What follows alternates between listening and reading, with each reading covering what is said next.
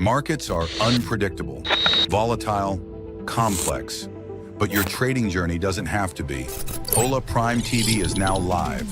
Every trading day, join top coaches as they break down real-time setups, key levels, live trades across Forex, futures, and crypto. From Tokyo's early momentum, to London's open surge, to New York's high volatility action. We decode every move live. Get sharp analysis, clear strategies, and insights that actually make sense. And yeah, we don't just break down charts. We crack a few smiles too. Only on Hola Prime TV. This is more than content. This is infotainment and beyond. Markets are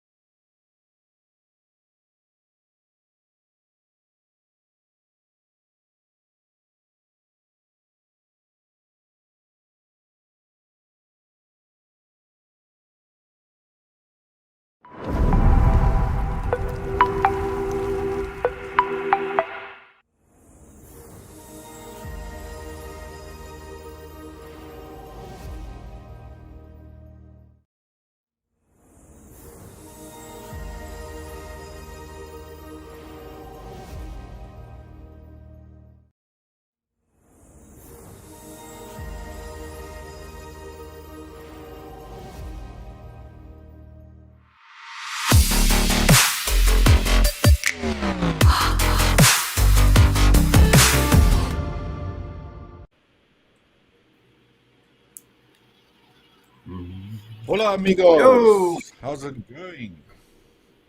It's Amigo. going great. Going good. Very Great. spectacles, Tyler. Can you see me? Oh, yeah. I usually wear them in the mornings a little bit, but they weigh on my face yeah. after a while, so I don't usually wear them It's the age. during stream. It's the age. It's the well seasoning. How you doing, Michael? I'm great. Rich, what about you? Not too shabby. Had a bit of a rough start to the morning. So we had some electricians, or there are some electricians working on the floor above us, and somehow they, I don't know, cut something, and that affected our power. We lost internet. We lost the whole office, just blank, dark. But yeah, so at least I fixed that. So I'm up and running. It's stressful, but Good deal. Good deal. It just means we won't have a hoarse voice after all, right? Yeah. See, it's a public holiday here as well, so maybe they just thought, no, they can come and work and thinking no one's going to be here. But there's quite a lot of people working today. A lot of people, you know, doing remote work. What's the holiday? It's Heritage Day. Yeah. Oh, okay. We call it Barbecue Day or Braai Day in Afrikaans in South Africa. It's like when most people barbecue. So guess what I'm doing after this? Let me guess. Barbecue. Barbecue. You're barbecuing some darts. Put a shrimp on the barbie. To all our viewers, good morning, good morning. Jan Barney, FX, good morning. Let us know where you guys are from. I don't recognize that name. Coach James, Control Alt Alpha, and Mary. What's up, guys? Welcome, welcome. Howdy, heck. All right, guys, let's get the show on the road. What's happening your sides? In trades? Thinking of trading? Any setups? Yeah. Well, it's kind of funny. I got up after my nap and was getting ready to write my news piece up, and I had an alert hit for New Zealand US dollar, And I got on there quickly and I jumped into a trade. And because I had I guess you call it a 3 crows bar, a bar that covers 3 previous candles. And it was in a demand zone. And I got into the trade, and then I did everything the reverse of what I normally do, just because I was like still trying to wake up, get my caffeine pumping and all that. So I got into a New Zealand dollar trade, and then I realized I was going against the financials or the fundamentals, because just last week it was like a +5, +6 bullish score, and I totally forgot that yesterday everything flipped. -6. Ooh, excuse me. So I got into a long trade on a -6. So I ended up getting out of it. A break even. Oh, damn. Just didn't want to fight. All right. I didn't want to fight the. Got to follow the rules, right? I do, but I kind of wonder. At the end of the day, if I'm going to sell that market, then I need it to retrace anyway upwards. So I thought about staying in it, but I didn't want to break the rules. So I just went ahead and capped it at no gain, pretty much. But it's been kind of, New Zealand dollar has been in about a 20 pip range ever since the 19th. So what is that, Friday? Something like that? Friday, 19th. Yeah, Friday. Just stuck in a 20 pip range. So I didn't want to mess around with that, because I'm sure there's probably going to be a lot of manipulating there with price being stuck in that tight of a range on something that I think moves like 70 pips a day on average. If I remember right. Yeah. But yeah, it was pretty good day. I mean, all those trades I got in yesterday had profits, so it was a overall good day for me. Nice. Followed all my rules. Good stuff. I was talking with Coach Paul last night. Okay, so it moves 45 pips a day, so that's, I guess, a little more reasonable, but still. I was talking with Coach Paul last night. And we were talking about like how I've noticed a trend every time I have a really good week of trading. I'll follow it up with a little bit of a goose egg, or a negative one, or a red one. And so it's just funny how it works, because you get to having a good week, and you're feeling yourself a little bit. So then I tend to break some of my rules. Maybe I don't need that confirmation. Maybe this zone will be strong enough by itself. And so, come back the next week and just simply follow all my rules, and already starting off with a good week. So how quickly we forget to follow our rules when we get full of ourselves. Right. After a good week. Right. We're talking about it. Oh, yeah. I kind of correlate with those sometimes to, it's a fine line between that and, which would be AKA pressing your advantage when you have an advantage to press, right? Like, I'm hot. I'm seeing the market. I'm in the zone. I'm hot. No, there's no different from Steph Curry or Kobe Bryant or Michael Jordan when they're dropping them early. You gotta give him the ball. Yeah. Like, give him the ball. Let him do his thing. Right. But there's that fine little piece of when it comes to trading. Like, so this is more of a waiting thing, right? Like, you were doing great by not getting into bad trades. So let's continue. Yeah. That part. And by the way, real quick, looks like Yan Bani FX. I need a quick breakdown on US 30 and gold, XEUSD. Back in, if you don't mind, just flip to my screen real quick. I'm not sure how big of a hurry they are or are not in, but I'll just jump on that real quick. Dow and XEU. So just so you know, Yan Bani, gold's definitely bullish as far as I'm concerned. Dow a little more on the neutral side, so I'm not really too interested in Dow at the moment. It's kind of given a little bit of mixed signal. Where is Dow on my screen here? It's a +3. It's pretty close to bullish, but not quite. But as far as gold goes, I'm sorry, let me F11 my screen here. Let's do that real quick for you, just in case you're in a hurry. XAU, USD.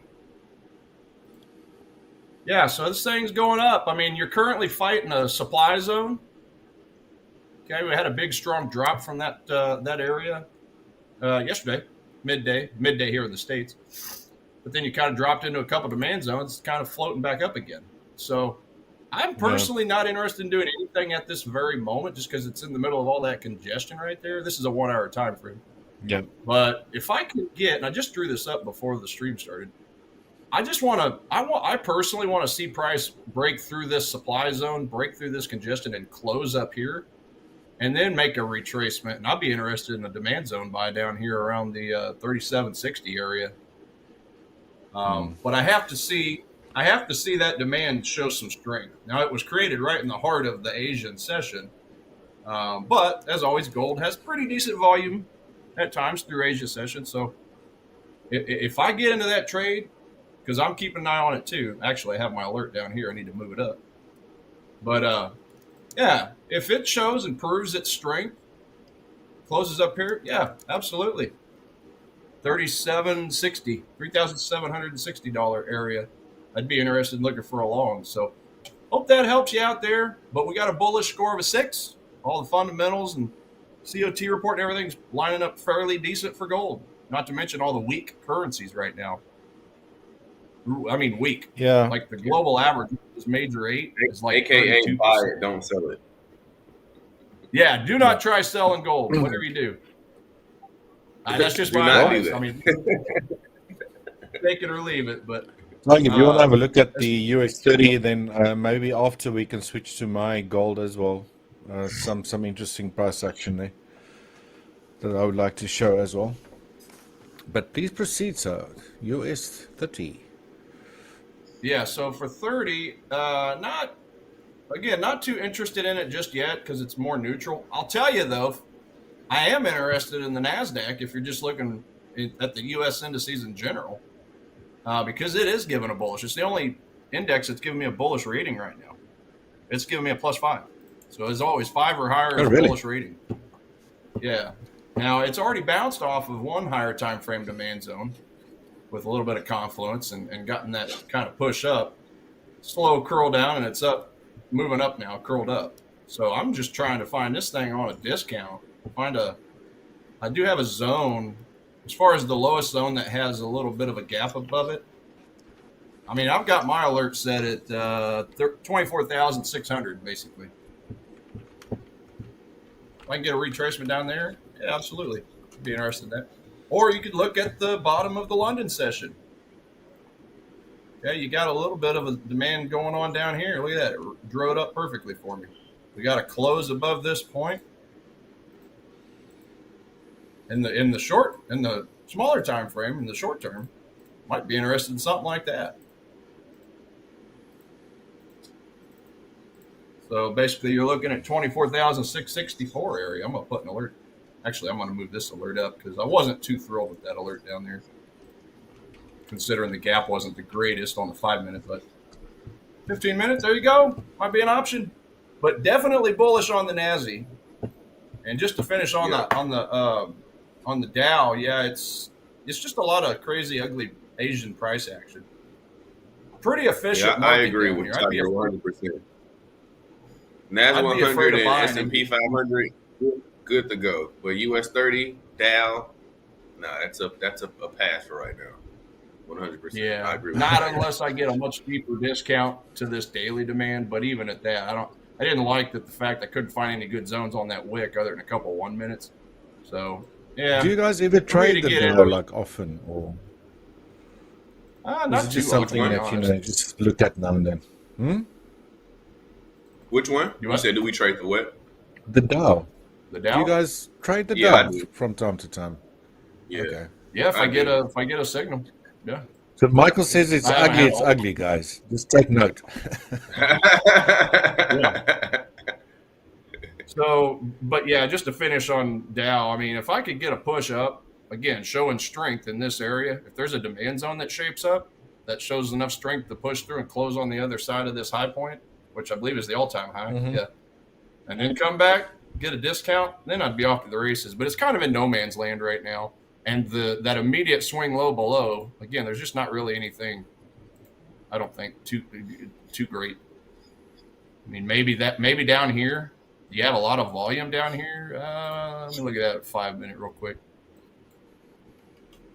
Yeah, I mean, maybe the 46,133 level. But I feel like I want to see a little more strength. because then you'd be breaking this low, and then you'd be if you were to go that route. Well, now you got a lower high, and then you'd be having a lower low. So it might be trying to act like it wants to reverse. You'd be fighting the trend at that point. Yeah, give me a higher high. But otherwise, me personally, I'm just sticking with the Nazi. So just wanted to throw that out there real quick for Cool. Jan Money.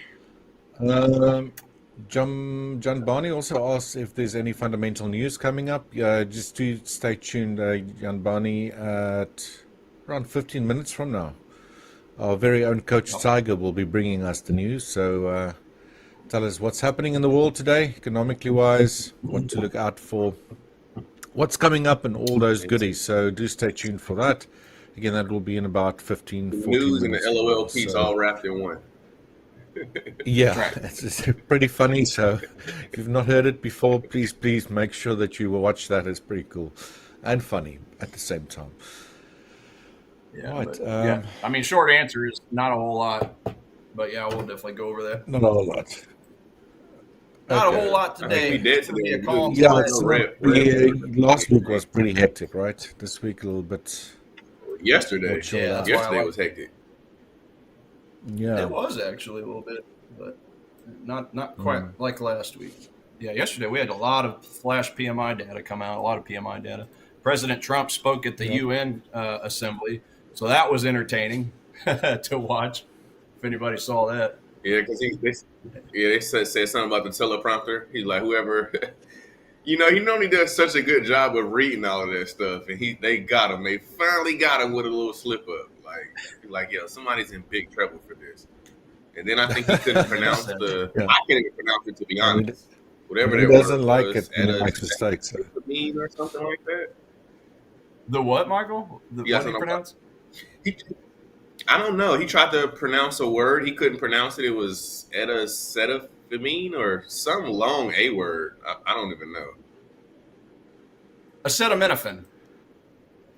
Oh, okay. Yeah, there you go. See, I can't say it. So Tylenol. What on earth is that? Yeah. Well, it's Tylenol. It's like a pain reliever, headache medicine type stuff. But yeah, Okay. Well, yeah, I watched them all talk about it the other day. I guess they basically have done a lot of studies. Now this is going to be, a little bit of a divide on both sides. But yeah, just long story short, not to get too deep into it, they think that they found evidence that it's causing autism in babies whenever pregnant mothers take it. Oh wow! Versus Tylenol. Yeah, they seem to have There's a found series a on link, Netflix or some, I think like a docu on Netflix. I think called the Tylenol Murders or something. Oh yeah, that's Not crazy. murderers. I haven't seen that. Yeah, yeah, that's a crazy documentary. I watched that. It's like an hour long. Yeah. So nothing to do with that, right? No, this is something separate, but I guess you could say Completely some different. gossip. But, yeah. That's not necessarily anything to get in the middle of because you're going to have agreements and disagreements on both sides on it. But yeah, they basically just came out forcefully and said, hey, just be careful. You shouldn't take it, if you're pregnant, or give it to your babies, that kind of thing. So, but yeah, as far as the UN Council, yeah, he just gave it to the other countries of the world straight. And he doesn't have a filter. He doesn't hold back. He believes what he believes, and everybody knows exactly where he stands on some things. So it was just crazy. It was cool to watch. But yeah, they thought they got him with the teleprompter. And he said, I don't need no teleprompter. I got it. I got my speech right in front of me. I'll read it off of it. Right. Quite entertaining. Right. Entertaining. Cool, guys. Can I quickly show my gold chart, if you don't mind? Yeah. Back in. Absolutely. Oops. Oh, there we go. Right. A little glitch. Yeah, guys. So finally, for the first time yesterday, I mean, it didn't take too long, really. Price hit this upper red warning line. That little box I had there on my chart for a few days. I think I drew this last week, Friday, actually. And you can see that price beautifully tagged that, gave a little reversal downwards again. So for me, these angular support resistance line of this Andrews Pitchfork is still really, really acting well as support resistance. You mean you visually see that resistance, support, resistance, support, resistance, and now a little bit of support again. So it's sort of like you were saying, Tiger, ping-ponging around your supply and demand zones as well. So where you have your supply zones, also that upper red warning line of this pitchfork, and it's generally a very strong resistance or angular resistance line, especially during very strong trending markets. And obviously also why I selected this setting on this pitchfork, because it contains price between the upper and the lower median lines and the upper and lower red warning lines really well, although price obviously been in the upper half of this pitchfork for a very long time.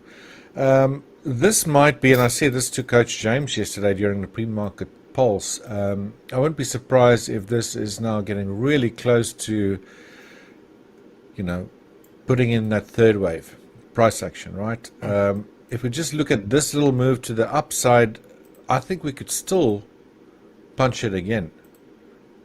This little sequence looks like a 1, a 2, maybe a 3, maybe that's a 4, and that a 5, then to complete potentially, guys, I'm saying potentially, right? Because gold is gold and it's been flying upwards. Who knows where it's going to stop, but just from a technical analysis perspective, using market geometry, I'm talking about this third wave potentially getting close to an end. Right, so I think there's a little bit more upside potential just from this little move upwards. This just counting that from after this little decline we've seen here. If we do then get a deeper decline, I'll be treating that as a fourth wave correction. Maybe something like this. It could do a triangle. I mean, obviously price action will tell us or give us clues as to what it wants to do, right? But it has to, in my mind, to confirm that we're busy with a fourth wave.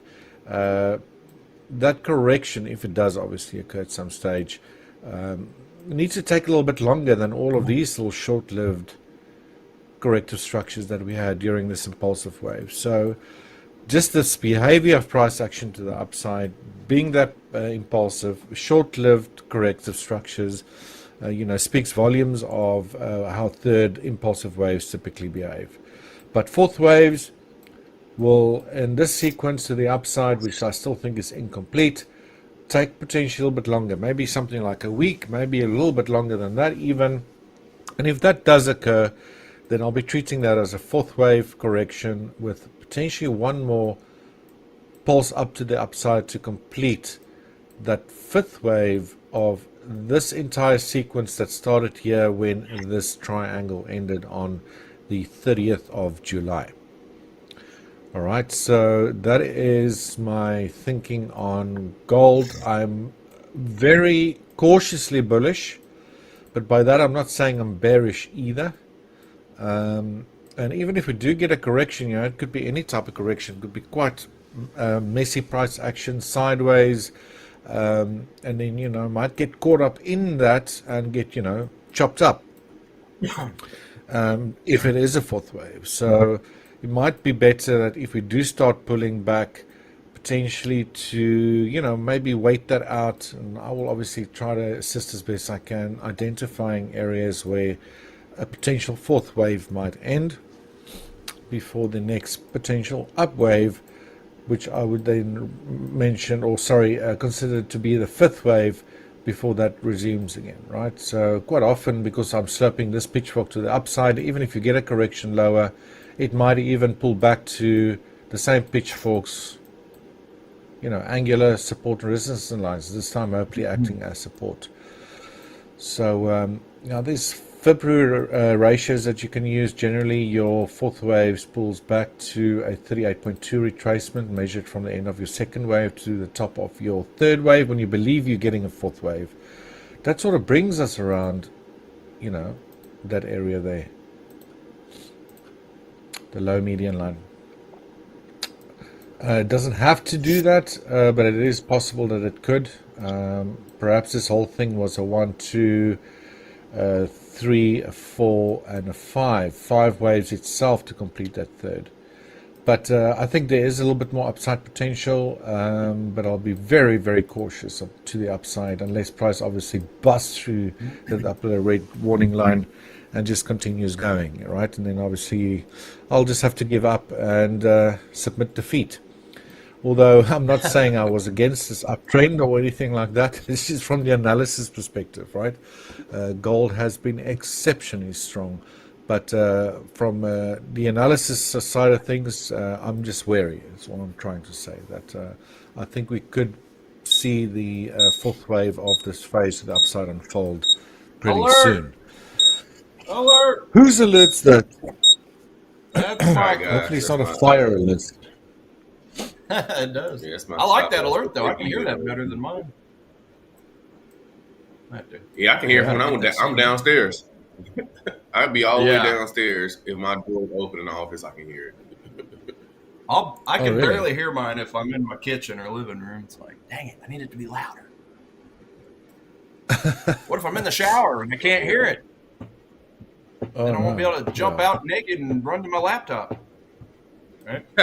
Scare everyone in the live stream. I guess I'll have to have a waterproof. Do they have waterproof notepads? Like iPads? I don't even know if they do or not. Yeah, I thought they're not waterproof. They're do? water resistant. Yeah, they're water resistant. So I can have it up away from the stream. Okay. Yeah, they're not waterproof. They just cleaned the water pool one resistant. time Like with my phone in my pocket and I proof, fell right? in. And my phone was fine afterwards, but that would just be hilarious. Severely ate up watching trades while During you're one of those parties, Michael. Yeah, I lost my footing. That's all I can say. Guys, that's my view on gold. You guys want to maybe show something else on your side? Michael, looks like with my charts. I'll be 100% honest because of this power failure that we've had a little bit earlier on. And number two, if you're following the following steps, that will probably pop up on screen right now. So you need to make sure that you subscribe to our Hola Prime TV and global YouTube channel, as well as our Instagram handle. And keep on commenting during this live sessions. That's how we can see who's in the chat, who's won before, and who has not, right? And then if we do decide on a name, we will go and check if you linked your email to your YouTube bio, so we can actually reach you with your account details to get you set up, right? So if you follow those steps, then you could potentially be today's next 5K Forex Challenge account winner. So please go and do that for us. Like and subscribe to this channel as well. Share it far and wide with everyone that you do know that might be interested in trading. We would really, really appreciate that. We announce these winners live during these sessions. So we generally will do that around about 6 a.m. Central if we found a winner by then. So make sure you go follow those steps, guys. And from our side, good luck. Good luck. Please do stay tuned. Coach James is asking about your pound Aussie shorts yesterday, Michael. Pound Aussie. I think he's saying what they took yesterday. I didn't take GA yesterday. I didn't take any trades yesterday. Oh, okay. After news, we can take a look at it. Abdullahi. Sure. Yeah, it could be your lucky day. Just to follow those steps. No. Good luck to you, Abdullah. Just follow the steps. Easy as that. Easy peasy. Sweet. Right, you want to switch to your charts, Tiger? Yeah, we're doing news now. Let's double check. Yeah. Oh, goodness. No, it's that time already. It's news. Almost forgot about that. Again, a little bit unprepared. To all our viewers, now's the time for our little fun news segment brought to you by Coach Tiger. So over to you, Coach Tiger. We'll be right back right after that. So do stay tuned. Over to you. All righty.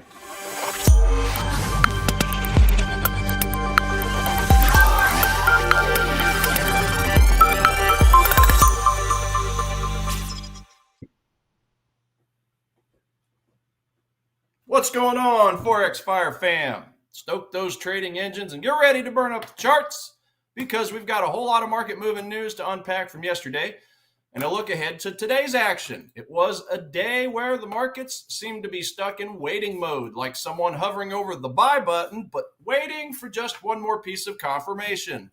Sounds a lot like me. The major currency pairs were basically doing the horizontal shuffle, struggling to find a real direction as everyone's eyes are glued to the big data coming later this week. But do not worry. We'll break down all the chatter from the central bankers and the data that did hit the wires. Because even in the calm, there are always pockets of fire. Starting with the big boss himself, Fed Chair Jerome Powell. He was on the speaker circuit yesterday. He basically gave us a rerun of his performance from last week's presser, which, let's be honest, is about as exciting as watching a rerun of a show you already know the ending to. He did reiterate that the Fed is walking a very tight rope, trying to balance the risk of persistent inflation against a labor market that's looking, in his words, somewhat softer. He warned that further rate cuts aren't a guaranteed thing, trying to sound all tough and data dependent. But the market, like a teenager ignoring their parents, basically shrugged and said, yeah, whatever. We still think you're cutting in October and again in December. The U.S. dollar, the Dixie, took a tiny dip initially, but has been trying to claw its way back this morning, traded around the 97.3 level. It seems that the dollar is as indecisive as I am, trying to pick a lunch spot. Over in Europe, the PMI data was a real mixed bag, like a party where the service sector showed up with great energy, but the manufacturing sector got lost on the way. For the Eurozone as a whole, services activity surprisingly accelerated, which was great news, but it was completely offset by an unexpected contraction in manufacturing. Germany had a similar story. Services activity beat expectations nicely, but manufacturing fell to its lowest level in months. France? Well, let's just say that both sectors are contracting. It was enough to keep the euro on its heels, with the euro-US dollar currency pair slipping back below the 1.18 level. It's like the euro wants to rally, but it keeps getting hit with a wet blanket of factory data. And today, we get the German IFO Business Climate Survey. It actually just came out a few minutes ago. I'll get to that in a second. Which will give us another pulse check on the morale of Europe's largest economy. If it comes in weak, which it did, that euro might feel even more pressure. Now let's talk about the star of the show lately, gold. The shiny metal decided to show off yesterday, blasting to a fresh record high above the $3,790 per troy ounce level before settling back just a bit. It's holding strong around $3,770 this morning. And what's driving it? Well, it's a bit of a perfect storm. Those expectations for lower U.S. interest rates, which make non-yielding assets like gold more attractive, and, of course, the ever-present geopolitical worries. Now, NATO is warning Russia after some airspace violations, and the situation in the Middle East remains a tinderbox. Gold is basically the ultimate I'm worried trade. And right now, traders have plenty to be worried about. It's the rock star of the commodity world, and it's playing to a packed house. In the land of the kangaroos, the Australian dollar got a nice boost from some hotter than expected inflation data. The monthly CPI print came in at 3% year over year, beating estimates and up from July's 2.8%. This gives the Reserve Bank of Australia a little less reason to think about cutting rates anytime soon. So the Aussie battler pushed higher, with the AUD-USD currency pair climbing back above the 0.66 level. It's a reminder that sometimes bad news for shoppers is good news for a currency. And meanwhile, its cousin, the New Zealand dollar, wasn't so lucky. The Kiwi is still feeling the hangover from last week's awful GDP numbers. And rising bets for more RB-NZ rate cuts are keeping it under pressure. The NZD-USD currency pair is languishing near 3-week lows. It's like the Aussie went to the gym and got strong, while the Kiwi stayed home and ate too much pudding. And speaking of pressure, the British pound took a hit after some truly dismal UK PMI figures. The composite index fell off a cliff, plunging to 51 from 53.5, suggesting that the UK's private sector is barely expanding. The services sector slowed dramatically, and manufacturing sank deeper into contraction territory. As always, anything under 50 is contraction. Anything above 50 is expansion. So just keep that in mind for the future. But it was a properly gloomy report, and it sent GBPUSD currency pair tumbling back towards the 1.35 level. It does seem that the UK economy is hitting a soft patch that's softer than a marshmallow, and that's putting a lid on any pound rallies. It's a stark reminder that not all central banks are created equal, and the Bank of England might have its hands tied with data like this. And over in the energy pits, oil prices had a solid day yesterday, gaining over 2%. And that's thanks to bigger than expected drawdown in U.S. crude inventories and ongoing geopolitical supply concerns.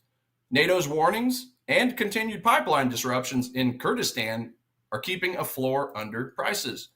However, WTI is taking a little bit of a breather this morning, hovering around the $63.50 per barrel level. And finally, the USD CAD, the loonie pair, is on a tear, rallying for a third day and breaking above the 1.385 level to its highest level in nearly 2 weeks. The loonie is also feeling the weight of the lower oil prices today and cautious comments from Bank of Canada Governor Tiff Macklem about systematic risks to the Canadian economy. It seems that the commodity-linked currencies are each dancing to their own beat today. So what's on tap for today, Wednesday? Well, it's a relatively quiet day, a bit of a calm before the storm. The main event in the European session is that German IFO Business Climate Survey. And then later in the U.S., we have new home sales data for August, as well as a speech from Fed official Mary Daly. But let's be real. Everyone is really just waiting for the big fireworks later in the week. Thursday's U.S. I'm losing my voice. Thursday's U.S. GDP and durable goods orders. And most importantly, Friday's PCE price index, which of course is the Fed's favorite inflation gauge. That's the one that could really light the fuse for the next big move. So traders, keep your powder dry, risk management tight, because the real action is just around the corner. Last thing, we'll get over here to the calendar. Yeah, like I said, here about 38 minutes ago, we did have the German IFO Business Climate Report come in. Previous number 89. They actually forecasted it to go up to 89.3, but it was a little dismal. It went down. The actual number was 87.7. So not too good on the euro. It did have a little bit of a decline. I was watching just a little bit ago and just kind of bottomed out. So nothing too crazy. It's more of an orange folder event. But the only other thing that I see on tap today is at 9 o'clock, we got the new home sales report coming in for the dollar. Again, that's more of a medium impact event there as well. But yeah, it's going to be all about tomorrow's GDP and unemployment claims numbers. But today, slim pickings. So we'll get back to some charts and see if we can find some more trades. Back to you guys.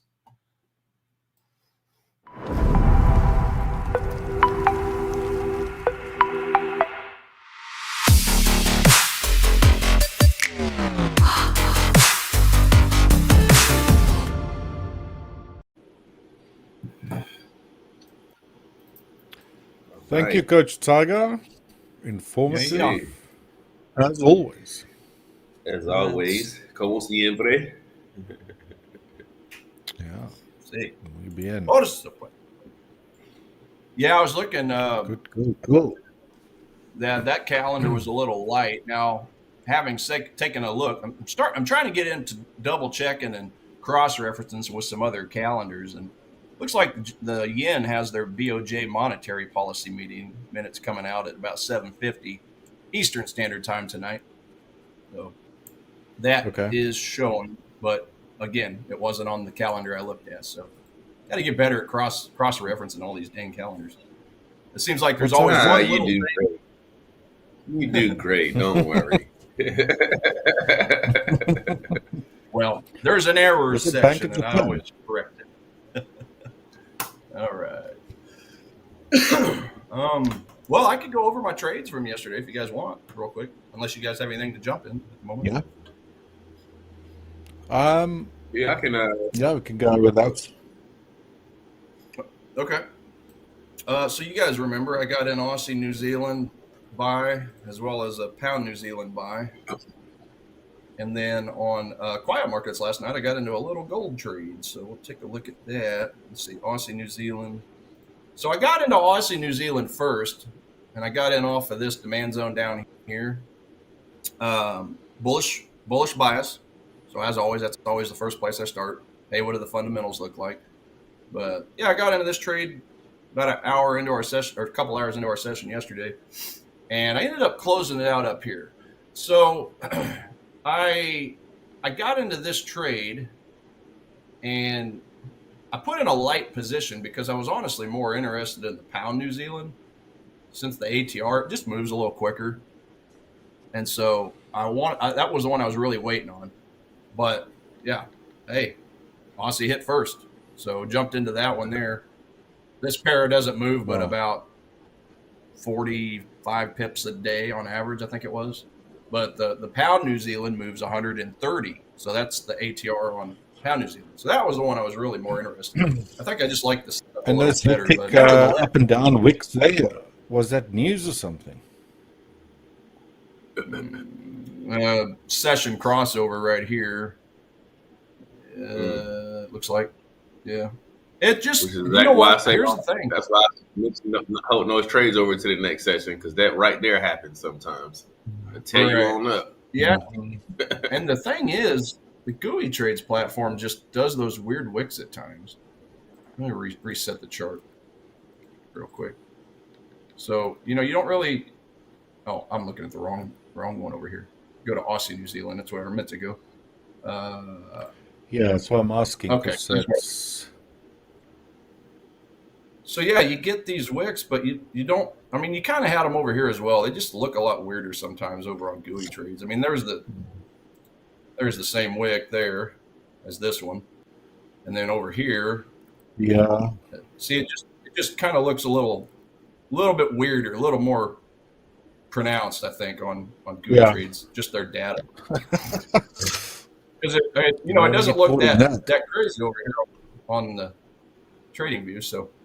But anyway, so yeah, that was the first trade I got in. I got out at a good spot because, as you can see, it rolled over and dropped. So that was actually a good get out. I just kind of trailed this stop up after I hit the zone under these lows, and then up here where I ultimately got out. So because I mainly wanted to focus on the pound New Zealand trade. So this was the one I ended up getting in shortly thereafter. Yeah, about 45 minutes later, actually. So it was on this zone here. Again, it looks a little better over on TradingView, but it was in this demand zone area. I was actually looking at a 2-hour, which, of course, we don't have the 2-hour on GUI trades. So let me just go over there real quick, show you what I was looking at.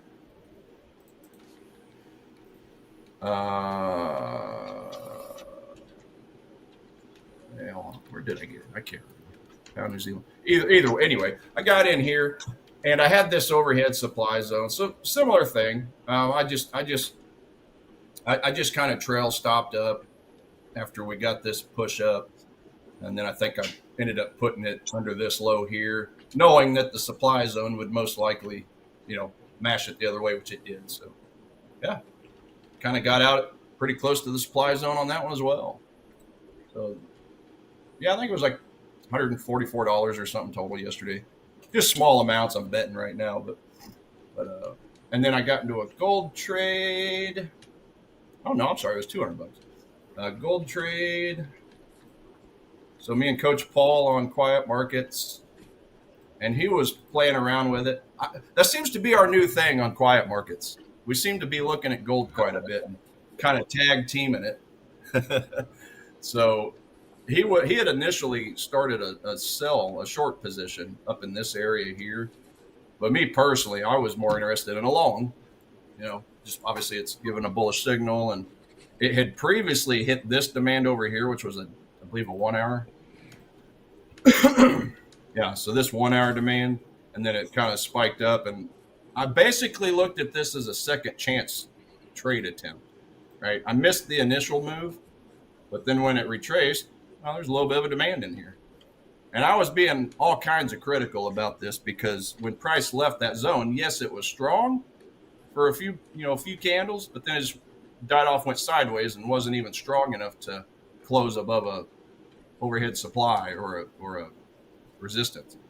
So I got into this one with a light amount of money, had a nice wide stop loss down here. You can see it got fairly close to it, and then it just took off.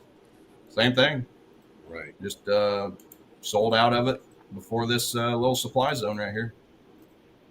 I ended up getting out here. Now, it eventually went through and kept going, but I wasn't trying to get greedy because it wasn't the greatest, strongest demand zone to begin with. So, yeah, same thing. I just got in and just took what the market gave me and just said, thank you very much. But, yeah, 3 for 3. Hey, 3 for 3 is a good week. And you know what? It's all about having a bad week, getting slapped around a little bit from your own silliness. Talking about myself here. And then I came in yesterday and just said, I'm going to follow all my rules. And there you go, 3 for 3. That's the result. So that's my challenge. Back on track. Yeah. Hey, coaches, look, we've been doing this thing for over a decade, but we still do the same silly things at times, right? So that's my new challenge to myself is when I have a good week, like I planned on, don't come in next week and just ignore your rules, right? So there's your transparency thought of the day. I love it. I love it. Yeah, I checked out a quick session because you guys know I got to get to sleep, so wake up for this session. But I did hear you and I'm not a nighttime warrior like Tiger. I got to go to bed. I'll be a whole other person if I don't get enough sleep. Y'all won't recognize me on the stream. Yeah. It's like when you get hangry, when you get hungry. Something like exactly. My daughter does that. It's like she's in a funny little mode sometimes, and it's kind of like, what's wrong with her? I'm like, are you hungry? She's like, yeah. I'm like, okay. We need to just start saying that. Yep. I feel you. Well, gents, we have a new trailer in futility. We got the Canada dollar at 13%. So that's about as economically underperforming as it gets. Oh man, that's huge. Yeah, they just had. Let me pull this over real quick just to show you why that is. Okay, so Canada just not looking so great. Let's just put it that way.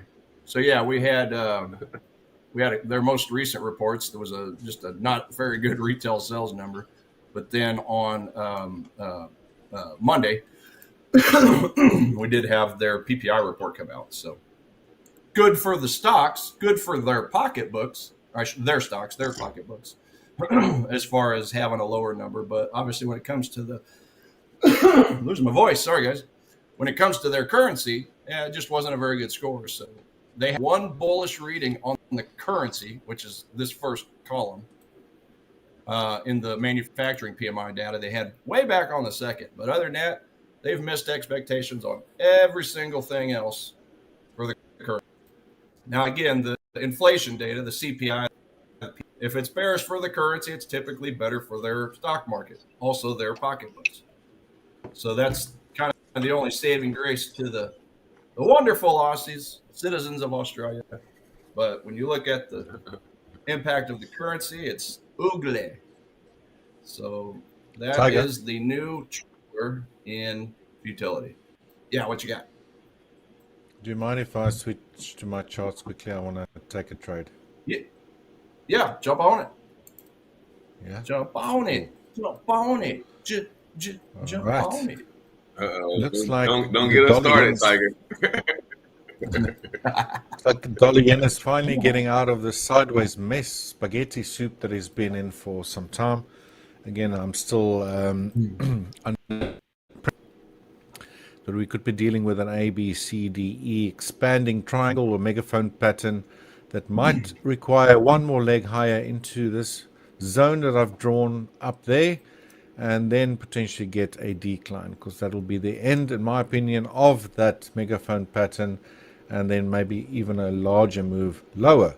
That being said, I'll be willing to take a little stab at this with a small position, trying to trade the dollar yen up towards that area, at least towards the high of where I believe this C wave was, but at 0.13. I'll place my target a little bit higher, probably around 149.50, 149.55. Assuming that we could now maybe hopefully get that push up there. Stop loss will go below this little swing over here. It does look like price is going to pip these highs that was set at the beginning of the week. So that is the setup. A little bit counter to what I actually want to be doing. I actually want to short the dollar yen. But, you know, this is just a day trade type of trade for me. I'm really hoping we can get a push up for potentially the remainder of this day, finally out of this mess. Into that area, then I want to be out. And if there's any signs of weakness afterwards, if price does get up there, I would like to then short the dollar yen. So there's the trading platform. I'm just going to trade 0.2 lots. Again, stop loss will be at 147.45, and I am long the dollar yen. Nice. All right, Yep. so I'll update that quickly with the back end and target. I'm long dollar yen right now. Oh, you're right. Oh, nice. You early. Yeah. Early me. You- Nice. Oh, you're in it now, you say, Michael? Yeah, I actually took this last night before I went to sleep. Ah, Oh, cool. well, you're looking good then. Awesome. For sure. Great. Right, so that's the trade setup. Back to you, I Tiger. I think this just is the wanted to first show time that that quickly. Richard and I are in the same trade outside of gold at the same time. A Forex pair. This is the first time. Yeah, And Forex, guys. I'm trying to trade a bit more Forex.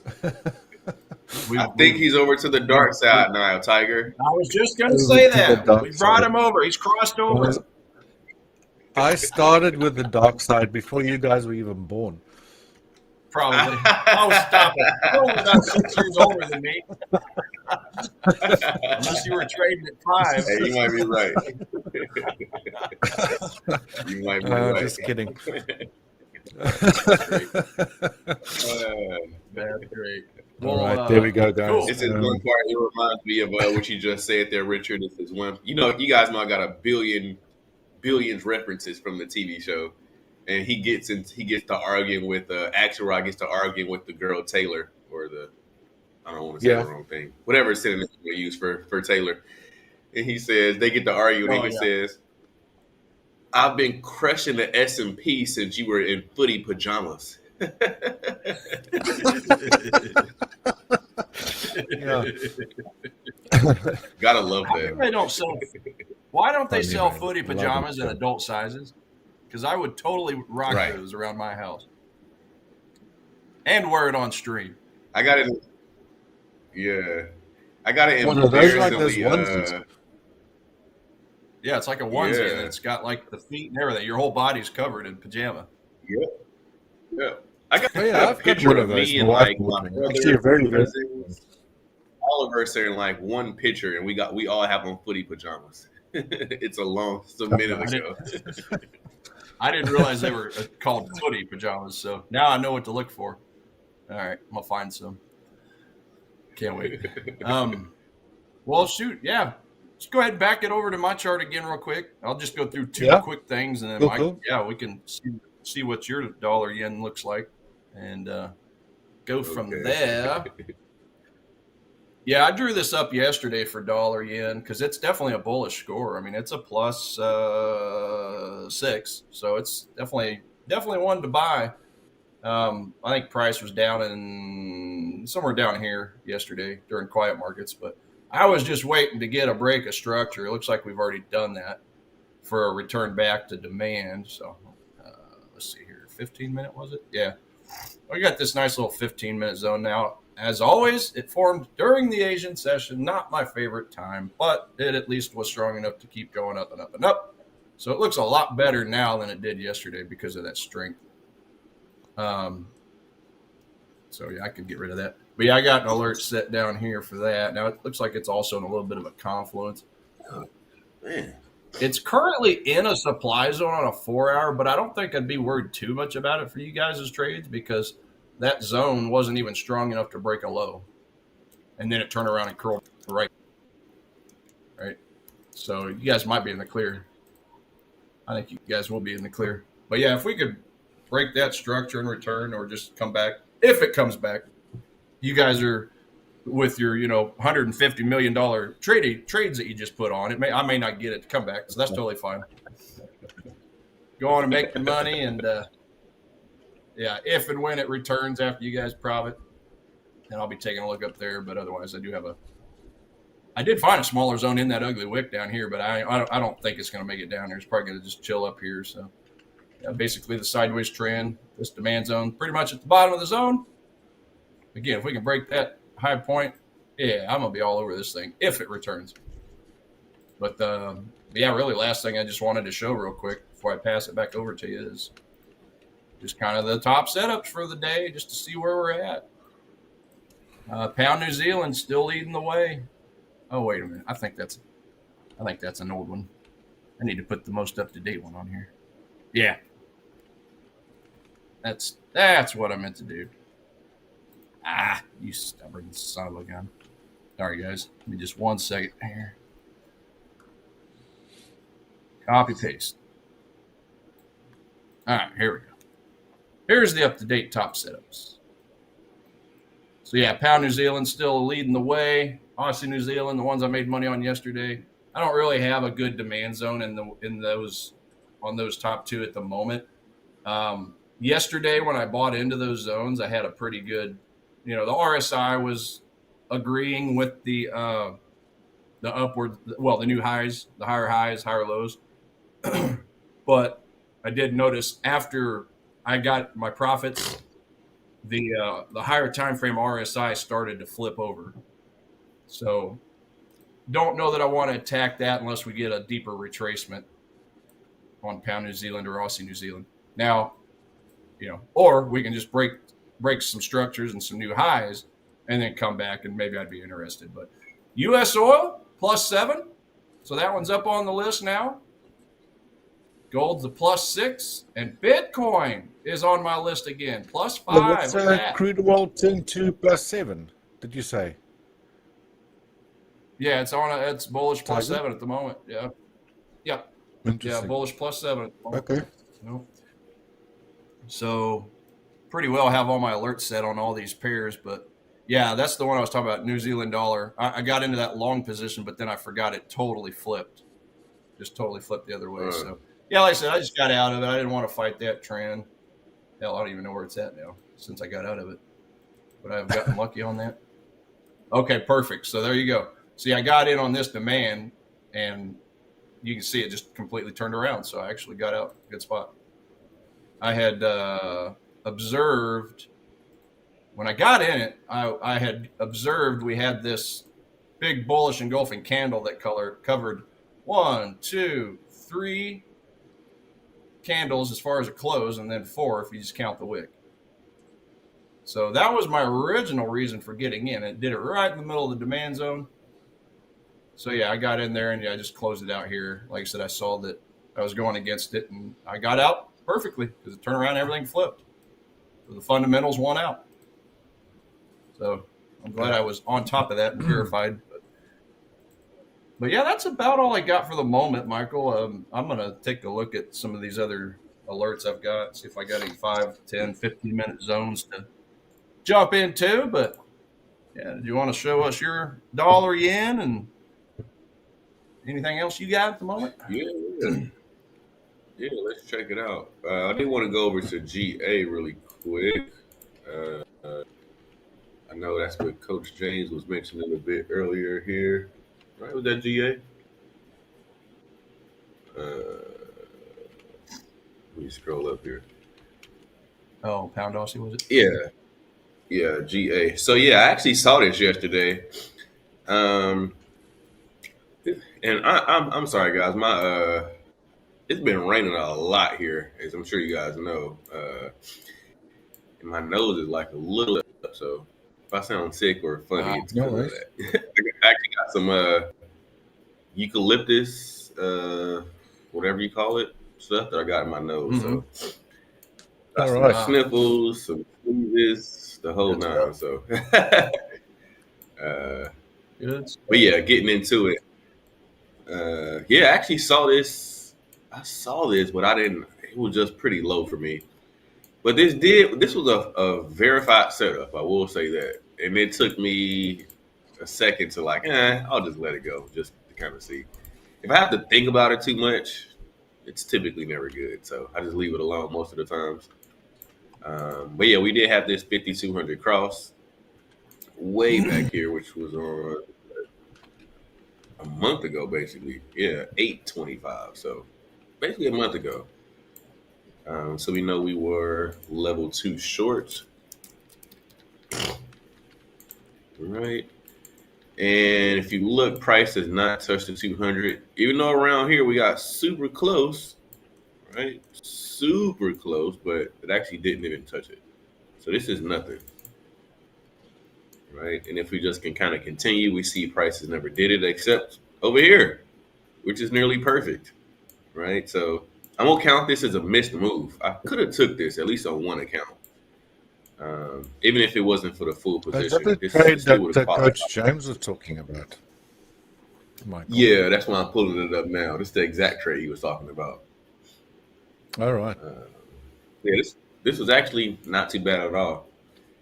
Now, I will admit I don't like it when it's multi-session like this. Like this started on the 18th and then ended on the 23rd. That's quite a bit of time to make these. I like my moves a lot quicker than this.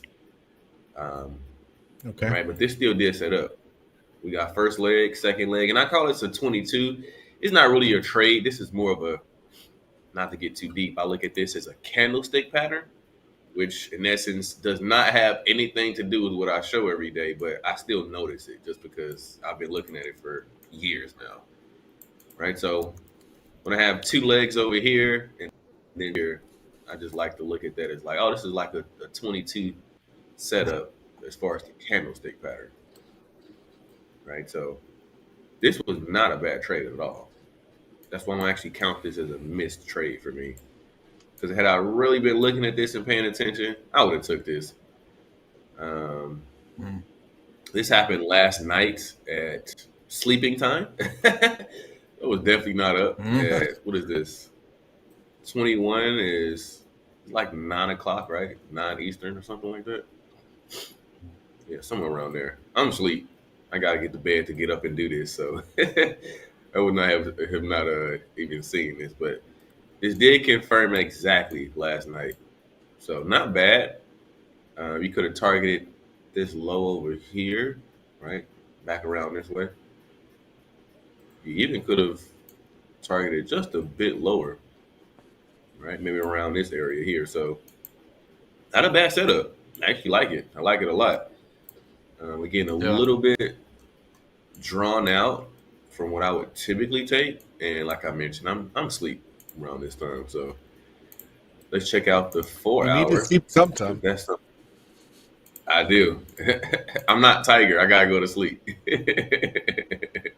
Well, Tiger I was asleep during that time too because I missed a trade there. I had a beautiful 30-minute supply zone, and it just tapped in perfectly, and the bottom just fell out, as you can see. So, yeah, I missed it during sleep as well. I took a little nap at that time. Yeah, sometimes that's all you need is a little nap, and that's exactly what they move. Well, I was telling Paul last night, Coach Paul, that I'm going to test out some limit orders probably the rest of the week. Just something with some small risk, right? Because I've noticed that when, during the New York session, which of course is when I have to get my sleep in, I've noticed that it seems like every day when I get on before quiet markets, I'll miss at least one or two zones that would have been, in a profit. And I'll have another one or two that would have had a small loss. So, assuming the decent reward to risk, I should be making profits on those combined trades. Well, why don't you just code a trading bot or algorithm to take it for you based on all the entry criteria? That's it all of a sudden. Unless they figure out how to read geopolitical events and economic calendar releases, I don't think I want to be part of it. Yeah. I was kidding. Yeah, I hear know. you. Yeah. But yeah, seriously, I'm gonna play around with that just on like really tiny risks, right? Because it seems like I miss one or two about every other day. Yeah, But so nah, It I totally happens. feel you.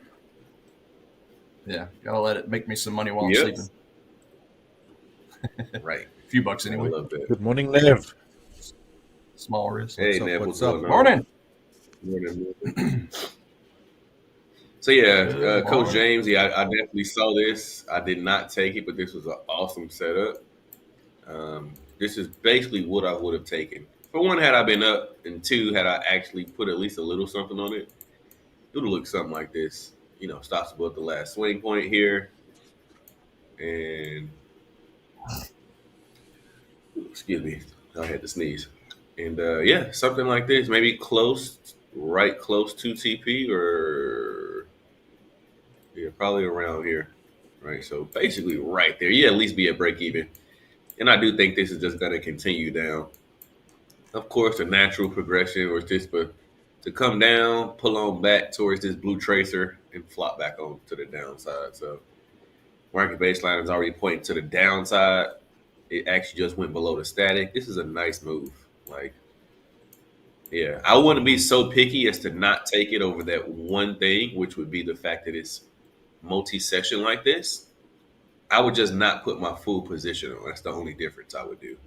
So yeah, I might have not made a full 1% off this, but I would have at least made a half, somewhere around there. So Mm-hmm. I'll probably be Set me an alert. a quarter up and at break even right about now had I took this trade. So not bad at all. Nice. I'd have been up 100 And then pips. Dang it. Right. Wait, Then I was looking at AUD Cat. AUD Cat was close. I mean, super close. But as you guys can see, this thing turned around the other way. I think this was that news that came out at 9:30 last night. Maybe, maybe not. I'm not sure. But it turned around. So I'm going to go ahead Oh, that was and mark this CPI. up first. Yeah, I think it Also was CPI. AUD CPI last night at 9:30. Yep. Yep. Report. Bless you. Bless you, sir. Excuse me. Thank you. Bless you and all the Okay, weak we had ones this. around you. Ooh. We had this 5,200 cross. So we knew we were in level 2 short. And we're just looking for that pattern, right? Off this 200 level, which of course never happened. We had everything else though, right? The reload was here. Market baseline went above the static. So this was, let me copy this for later. Cool. So yeah, this was starting out to be pretty nice. It just blew out the other way, as you can see. So not too much there. I'm gonna go ahead and delete this, and I'll mark it up later after the break when we do the deep dive. So I'll just delete this. But yeah, the one that kind of stole the show here, guys, was what Rich and I are in now. Is UJ. I got my alert last night, like So slightly right before I where went to did you bed. enter on that? Are you already well in profit? Yeah, this almost about to hit TP shortly. I got into this trade right here. Nice. Very nice. Good. Rationale, obviously, same thing I show every day, right? 5,200 cross. We know we are in level 2. Level 2 long. And I'm just waiting for that pattern off the 200 with the reload, right? Market baseline did go below the static. It was kind of short, but it was there. Hung out right in this little piece here. So I was happy about that. If we look at the 4-hour chart, you can see that this is right when price closed above the 13, which was right here. So we got our 4-hour confirmation, which is good also. Right? And yeah, once we got this, let me draw this up. kind of funky a little bit because I would have preferred this piece to be outside the band, to be honest, but it wasn't. But that doesn't discredit the trade. I still put a full position on this. In fact, I'll show it really quick. Yeah, I put a full position on this because this was still great. Everything about it. There wasn't anything missing from this except that the outside the band was over here and over here, right? So more or less right there and right there. I would have wanted to see this one outside the band. This would have made me feel really good. But again, nothing actually changed. I still got some outside the band. I just would have preferred it to maybe look a little bit different. And I also, if we zoom into this, the reason there was no outside the band also is because, as you can see, this is really just a wick right here. So there was no body on these candles. But I was fine once I seen the bodies right here on this candle, right on these two candles. This was fine. Right, so that was good enough for me. Currently, we are. I always laugh when you say that. Just imagine if someone's listening and then they don't know anything about trading. It's like always like to see the bodies on the candles. Oh yeah. Yeah. Yep. Like what bodies? What bodies do you mean? Serial killer or something. Right. I like to see I want to see some bodies in the front. I like candles with bodies. Conversations only understood in trading. Yep. Yeah. Right. That's great. That's so funny. So true. Yeah. So I'm actually gonna move my stop loss. I'm gonna trail this one. I'll put my stop loss, and this is what I mean when I say trailing the stops, guys. I always want to make sure I put it right below the last candles. If price comes way down here and closes below these two candles, I don't want to be in this trade anymore. So this is about, agree. Let's say 148. Because you know what it's like. Right? A lot of traders want to trade that breakout of that previous little high there, and then what happens? You get a reversal. Yep. A lot of times. Yep. So yeah, I don't want to. Yeah, I don't want to be in it after that, right? So, and actually, 48's a bit high. I'd rather have it. I wanted like 2 pips under this price. So if this is the price at 2,000, I want to do it at 147.98. Right. So yeah, 147.98. Cool. And let me get this back to full screen here. Do it. That's it. So yeah, let's do this at 48. Right, 147. Oh, 98. Sorry, 98. Where you want to be at? And cool. What now? Okay, here we go. Cool. So let me reshare this right back to my trading view. And yeah, this should go. I mean, and then I'm also going to put an alert here just in case this thing does knock me out at break even. I do want to know about that just in case I'm not paying attention. What was your R&R on that? Seems to be a good one. Yeah, this is a nice 2 1/4. Nice, 2.26. Nice. Nice. Yeah. 2 1/4. Yeah, I think we was looking at this last week. That it almost kind of did it.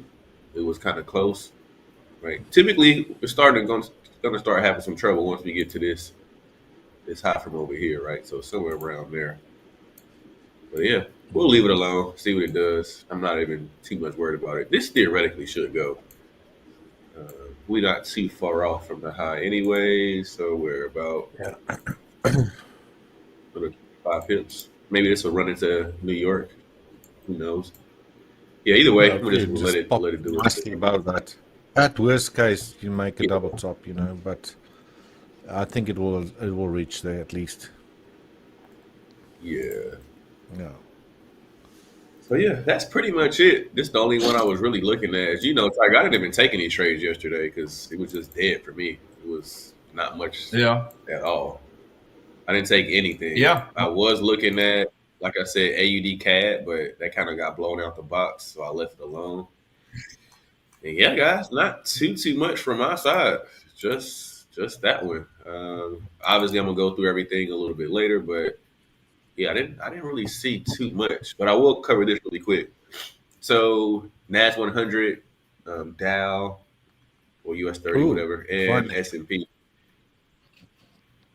Uh, Maybe finally. so yeah, Nas 100 looks a lot better than the other one, right? Because once the 5200 crossed way back when, price has not touched the 200 at all. So much rather take trades on Nas 100, right? Give us some kind of action over here. And of course, I'll really get into all of this a little bit later. But oh, see now we gotta move this down. Okay, so yeah, it's still good. 1.40. That's still good enough for me. I would still take that, especially with the long bias. So yeah, Nas 100. I will be looking for more something like this.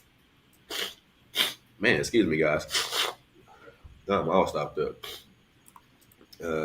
US 30. Just like you said, Tyga, I don't like US 30. We took US 30 last week or a week before. I forget which one it was. It was back over here. So once this move happened and it kind of broke above this level, this is now trading peak high for me. So for it to see it all the way up here, this is a no. I can only take this trade per my rules once it turns around and gives me something like this. Got a lot of work to do. A lot of work to do. So I'm not even interested in this at all. Yep. Right there with you. Oh man. Is with me. Right, so US 30 is a pass altogether for me. And then again, S&P 500 is better. It's better than shit. Man, sorry guys. Bless you. Hey, gents, if you would, give me just a minute. I'll be back. No worries, Tiger. So yeah, 5200 cross way back here, right? Just like NAS 100. And it has not made that level 2 move. This wick, as you guys know, this doesn't count. This is nothing. So I'm still kind of waiting for this to pull on back. Give us that move off this 200. Oh, this one actually even better. I actually like S&P 500 over NAS 100 for the simple fact that this gives you the R to R on this one's better. This is a 2.5 for 1 versus a 1 for 0.1. On the S&P. I'll take S&P, then NAS 100, and I'll pass on US 30.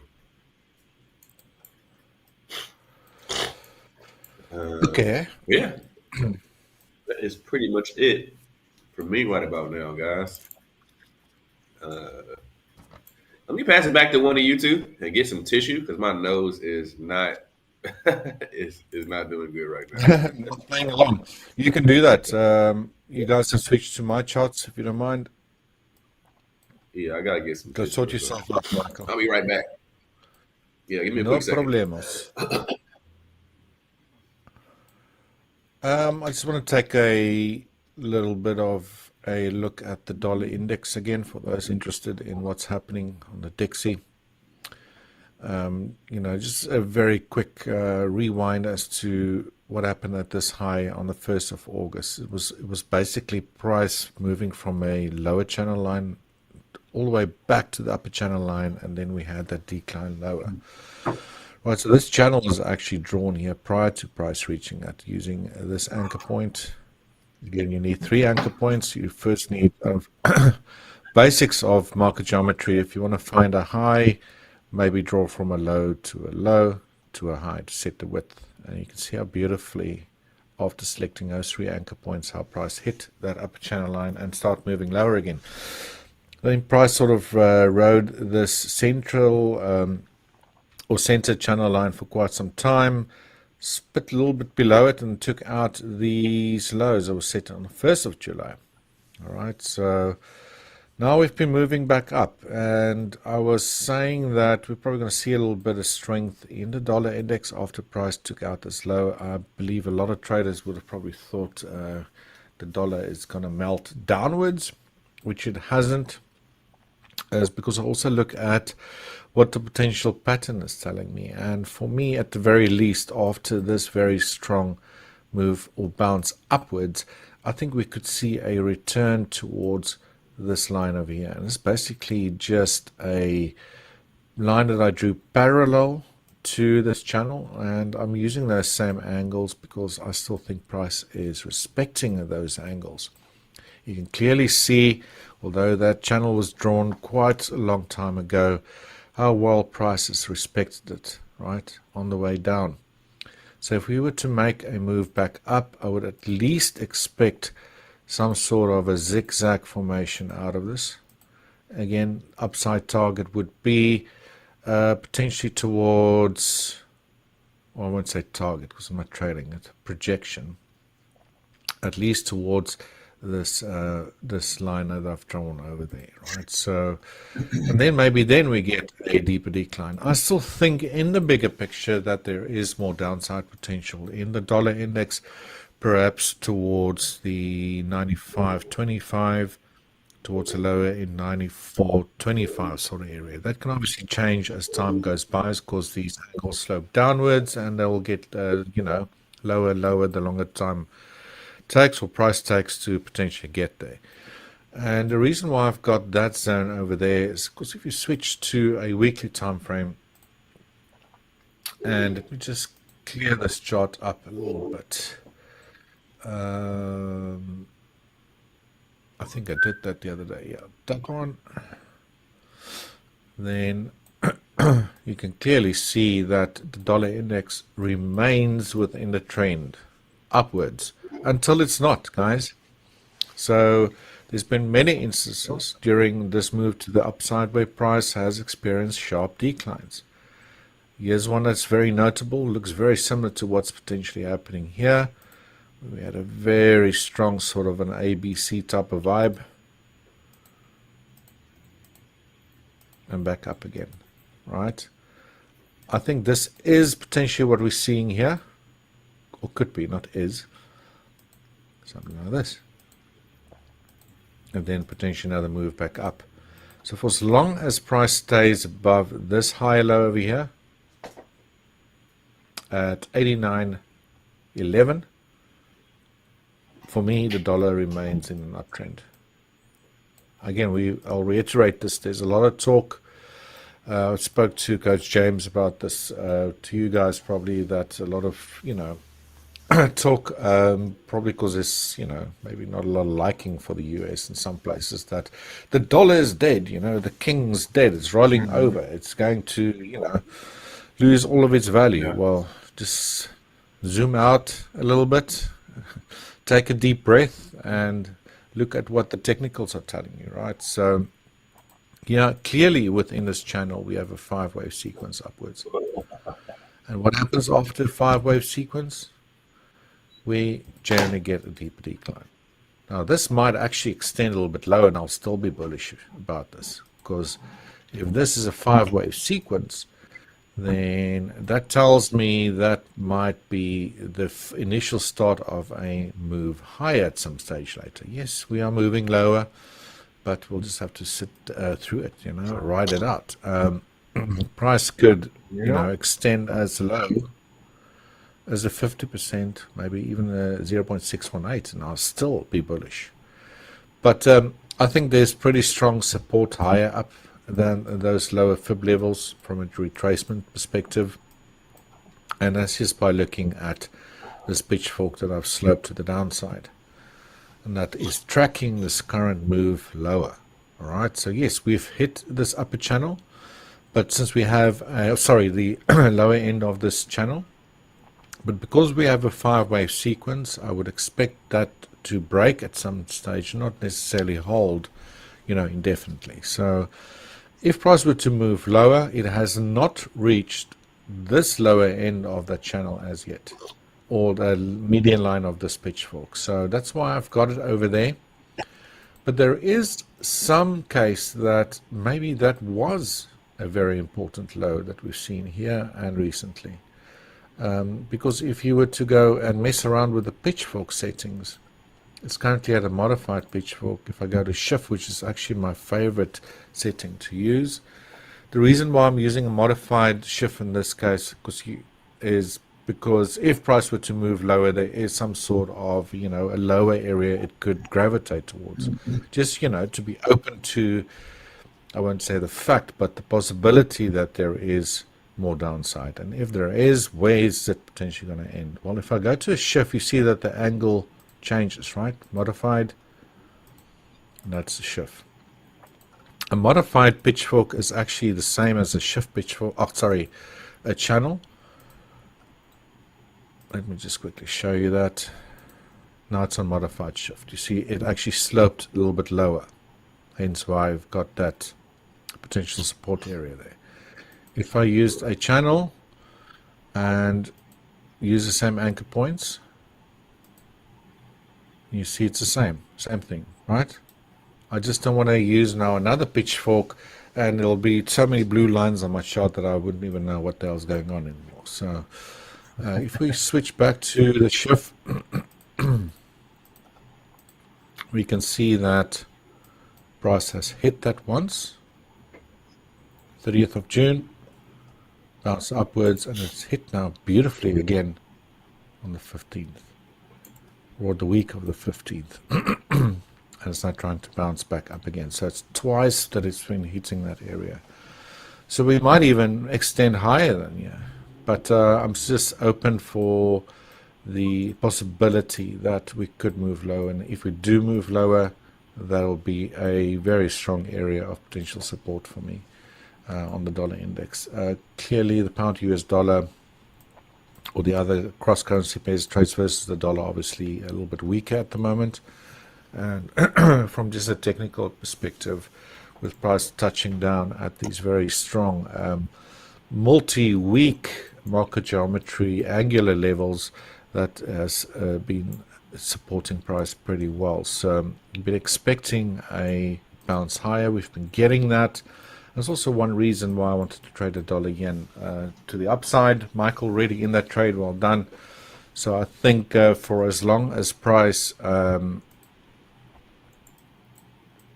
stays above this little low over here, or higher, but not a high low just yet, I think that price could at least take out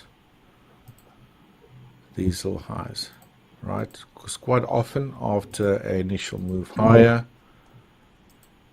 you get a move lower, you could expect at least another move upwards, if that makes sense, right? Similar to this ABC, a little ABC. I just want to say this real quick. Looks like we got anonymous QE here. Coach Tiger saying, "Don't sell gold." Then Coach Richard saying, "Oh, time highs for gold are nearing an end." Yeah, I just wanted to touch on that. I think everybody can be in agreement with this. Don't try to saying that all-time highs are nearing an end. I'm saying that phase, following the phases. I'll quickly explain that to you quickly again. If we go to gold, I would like to know where price action is within the next bullish phase, and I'm only measuring the bullish phase from where this correction ended. Multi-month correction, which was a symmetrical triangle, ended on the 30th of July. So what I want to do is to figure out whether I should be long or short or cautious, or whatever the case might be. I would be cautious in this scenario because price reached, with this analysis that I do, an area of very strong resistance for the very first time. Typically where third impulsive waves typically find very strong resistance. Now, what I'm saying by that is, and you can see this diagram over here, is I'm not saying that's the end of gold. I'm saying that this phase is still incomplete. Even if we do move lower or move sideways for an extended period of time, I'm still bullish. It's just, but if we do enter into a little bit of a longer term corrective structure, I don't think it'll be as wide-ranging as this one we've seen over here, this triangle. It could be very wishy-washy, up and down, you get chopped up, you know what I mean? So I'm just saying I'm careful that price might actually be getting exhausted since it reached this upper red warning line, and potentially telling me that price is right to maybe come lower after the third phase, potentially completing a fourth phase, which is just a corrective phase, but more upside, definitely more upside. Still very, very bullish on gold. I was saying if we look at a smaller time frame, for example, that I don't even think that this third wave is maybe even there yet. It could still do this, because if I look at this phase on a smaller time frame, again, now not on the higher time frame, this to me looks like it needs to complete in 5 waves. This looks like a very extensive fifth wave, a third wave, fourth wave, fifth wave, then to complete that third wave. So we might have a revisit of that upper red warning line a second time around, and then maybe we get a deeper decline. Okay. Right. Yeah. Just to kind of just to tag on to what you're already saying, Richard, anonymous PE. So this is a scenario where he's bullish. Like overall, he's bullish. But that doesn't mean there's not going to be corrections, there's not going to be pullbacks, there's not going to be retracements. And is the counter trend trade the best move to take? No, it's just not. The counter trend trade is never the best move to take. Right? Now, if you want to attempt to time that high, or in this case the high, other cases the low, that's up to you. Just understand that's a higher risk trade. That's all he's saying. Yeah. But the better move is to wait for it to pull back to that area and take it back along. That's the better play. Right. And we're in agreement on all that. Yeah, we're in agreement. Even if it moves lower and the deeper it goes, actually, even down towards, let's say, a 3,600 area, imagine that swing trade you can take back to the upside if you hit that, expecting that we could get another phase back upwards again. Right? Yeah. All of these little pullbacks here, very short-lived, very shallow, very, typical of what a third impulsive wave looks like. And just from a diagram perspective, I'm looking at a sequence that unfolds like this, and then at a later stage get a decline. And I'm not saying this from the beginning of time when gold started trading. I'm just measuring it from the start of where this previous correction ended on the 30th of July. I think we're nearing this peak here. A deeper decline for that fourth wave, then another move higher, and then at some stage a corrective structure that could retrace this entire move, maybe even deeper, and still be bullish at a later stage, right? So markets go through phases, right? It won't accelerate upwards like this and be bullish like this forever. We're looking at a very, very small section of time here. But I would like to know potentially where we are within that section of time as a phase or wave, what do you want to call? That's how I spot my opportunities. All right, so just making sure that if I do take a long, for example, now, that, where's my next area of resistance? It's already finding resistance beautifully at that upper red warning line currently. Has the next move lower started? Right. Maybe, but I'm still thinking there could be a little bit more of another pump upwards.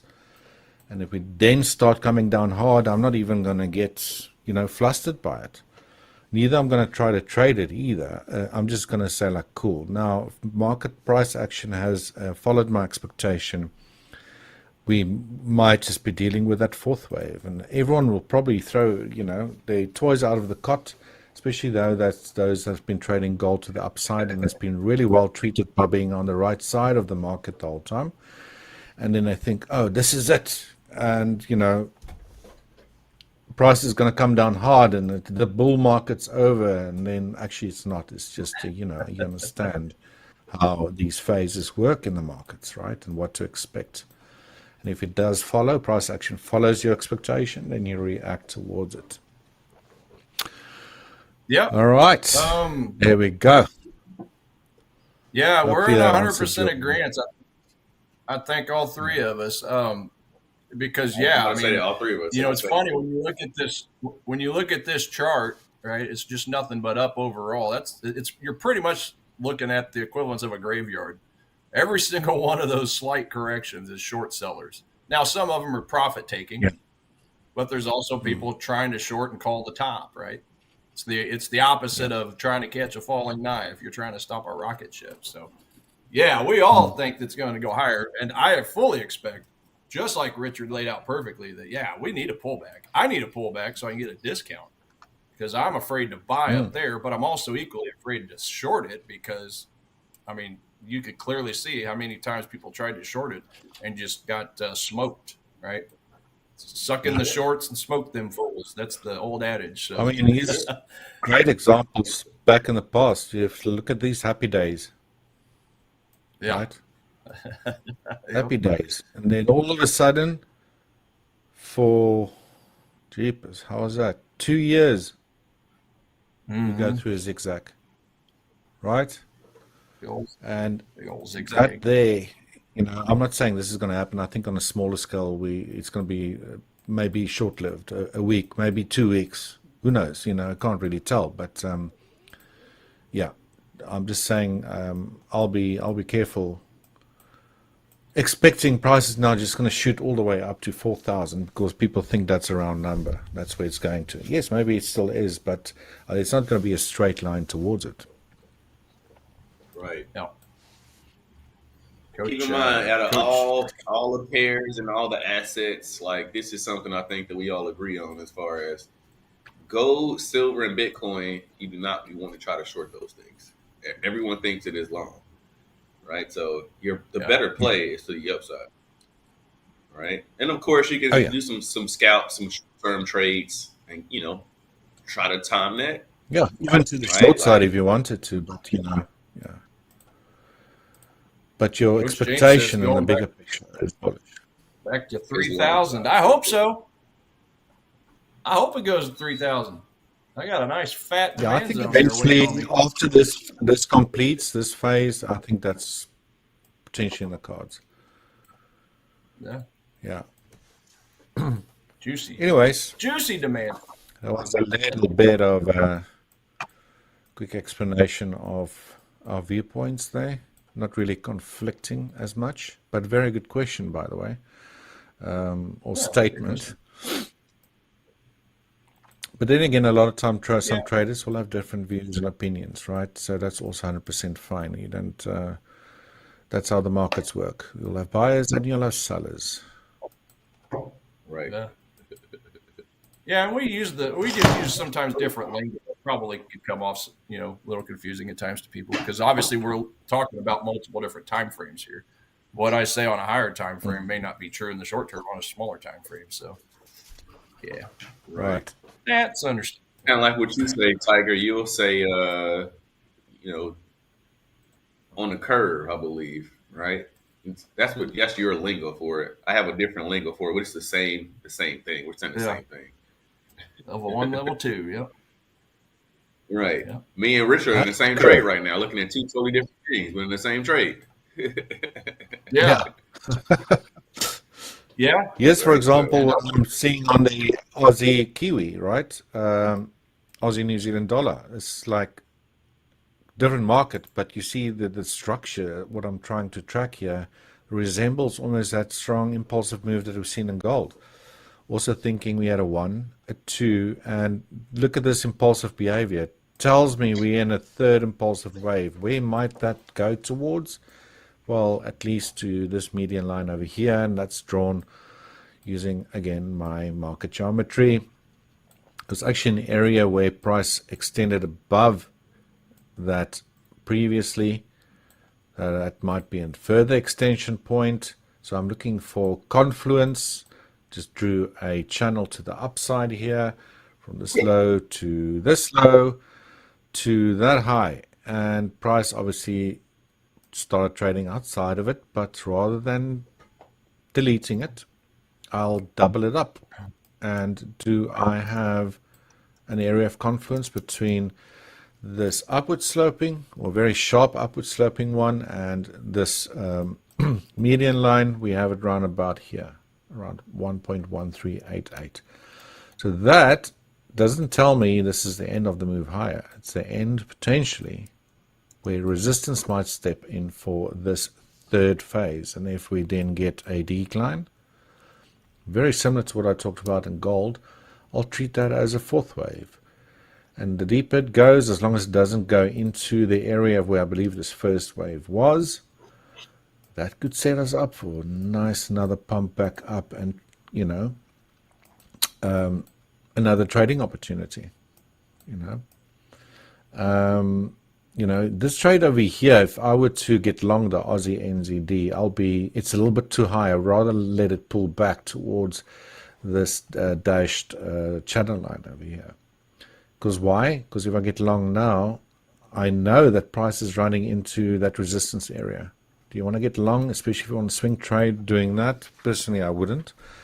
I'd rather have a little bit of a pullback again and then get long, you know, trading towards that area rather than against the trend, if that makes sense. All right, that's the Aussie NZD. Guys, we've got about, 15 minutes left before our mid-session break. Do we have any other questions, guys, from the channel side? Viewers, sorry. Yeah. Nev, I missed that. You had a shovel in the closet. Was that in relation to us talking about Michael being a serial killer or something with his bodies and wicks and stuff? Do not say no on the street.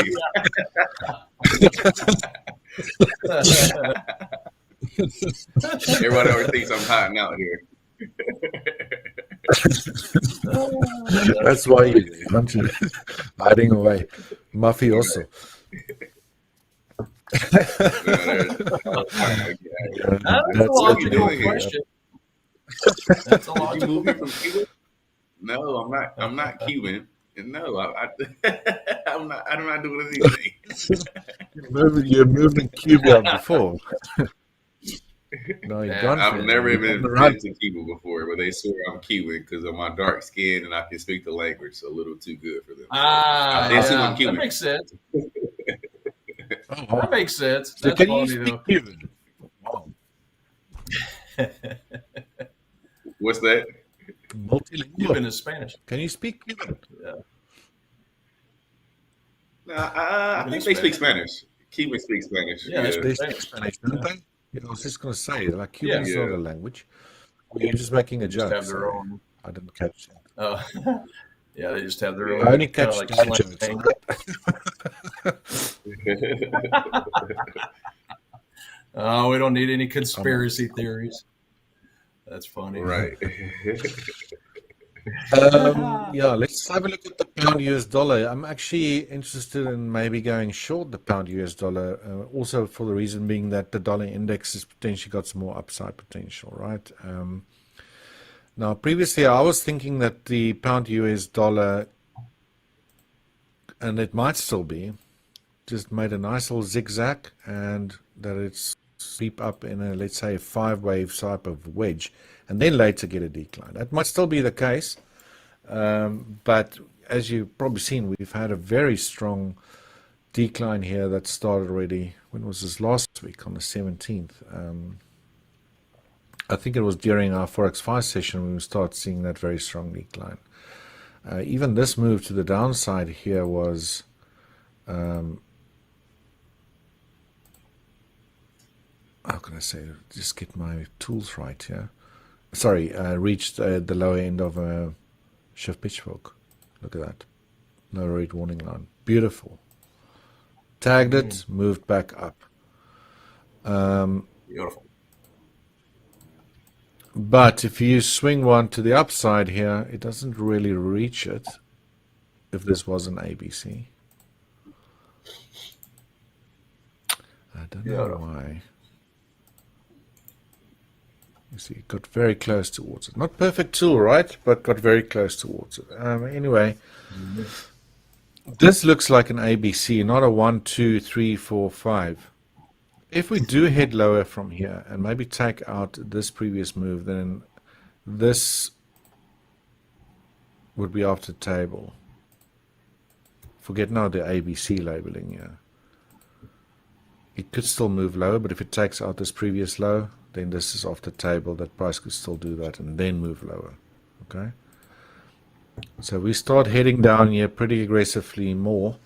Then I'm counting this as an ABC, and then this entire move potentially being a double zigzag. ABCX, ABC.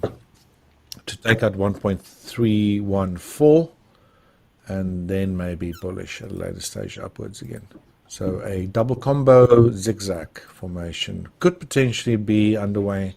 Still a lot of downside potential, but I don't know, a bit on the sidelines here. Did we just see an ABC, or are we still busy with this move upwards? So I think if we were to take out, or price takes out the end of, or the low end of where I labeled that B wave at 1.3332, there could be enough space to maybe day trade it towards this area over here if price, busts into that level, because that'll be my invalidation level for a 1, 2, 3, 4, 5 incomplete.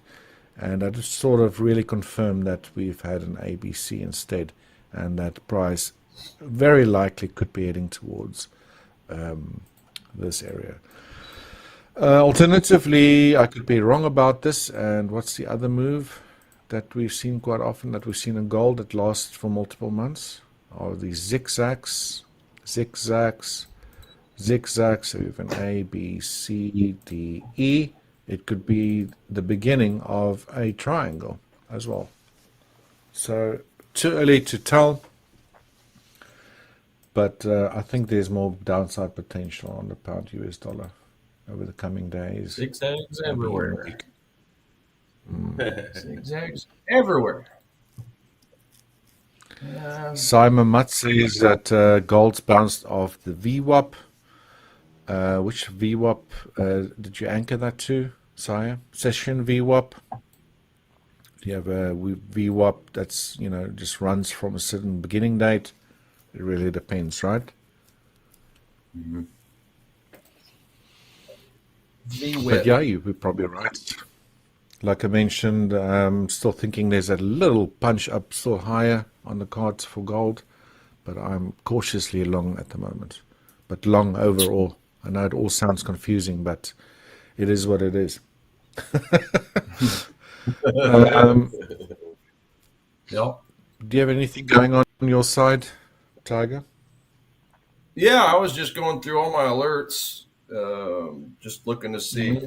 I don't have anything at the moment, but I could definitely just kind of go through a few alerts until break, if and you like. Yeah, cool. Yeah.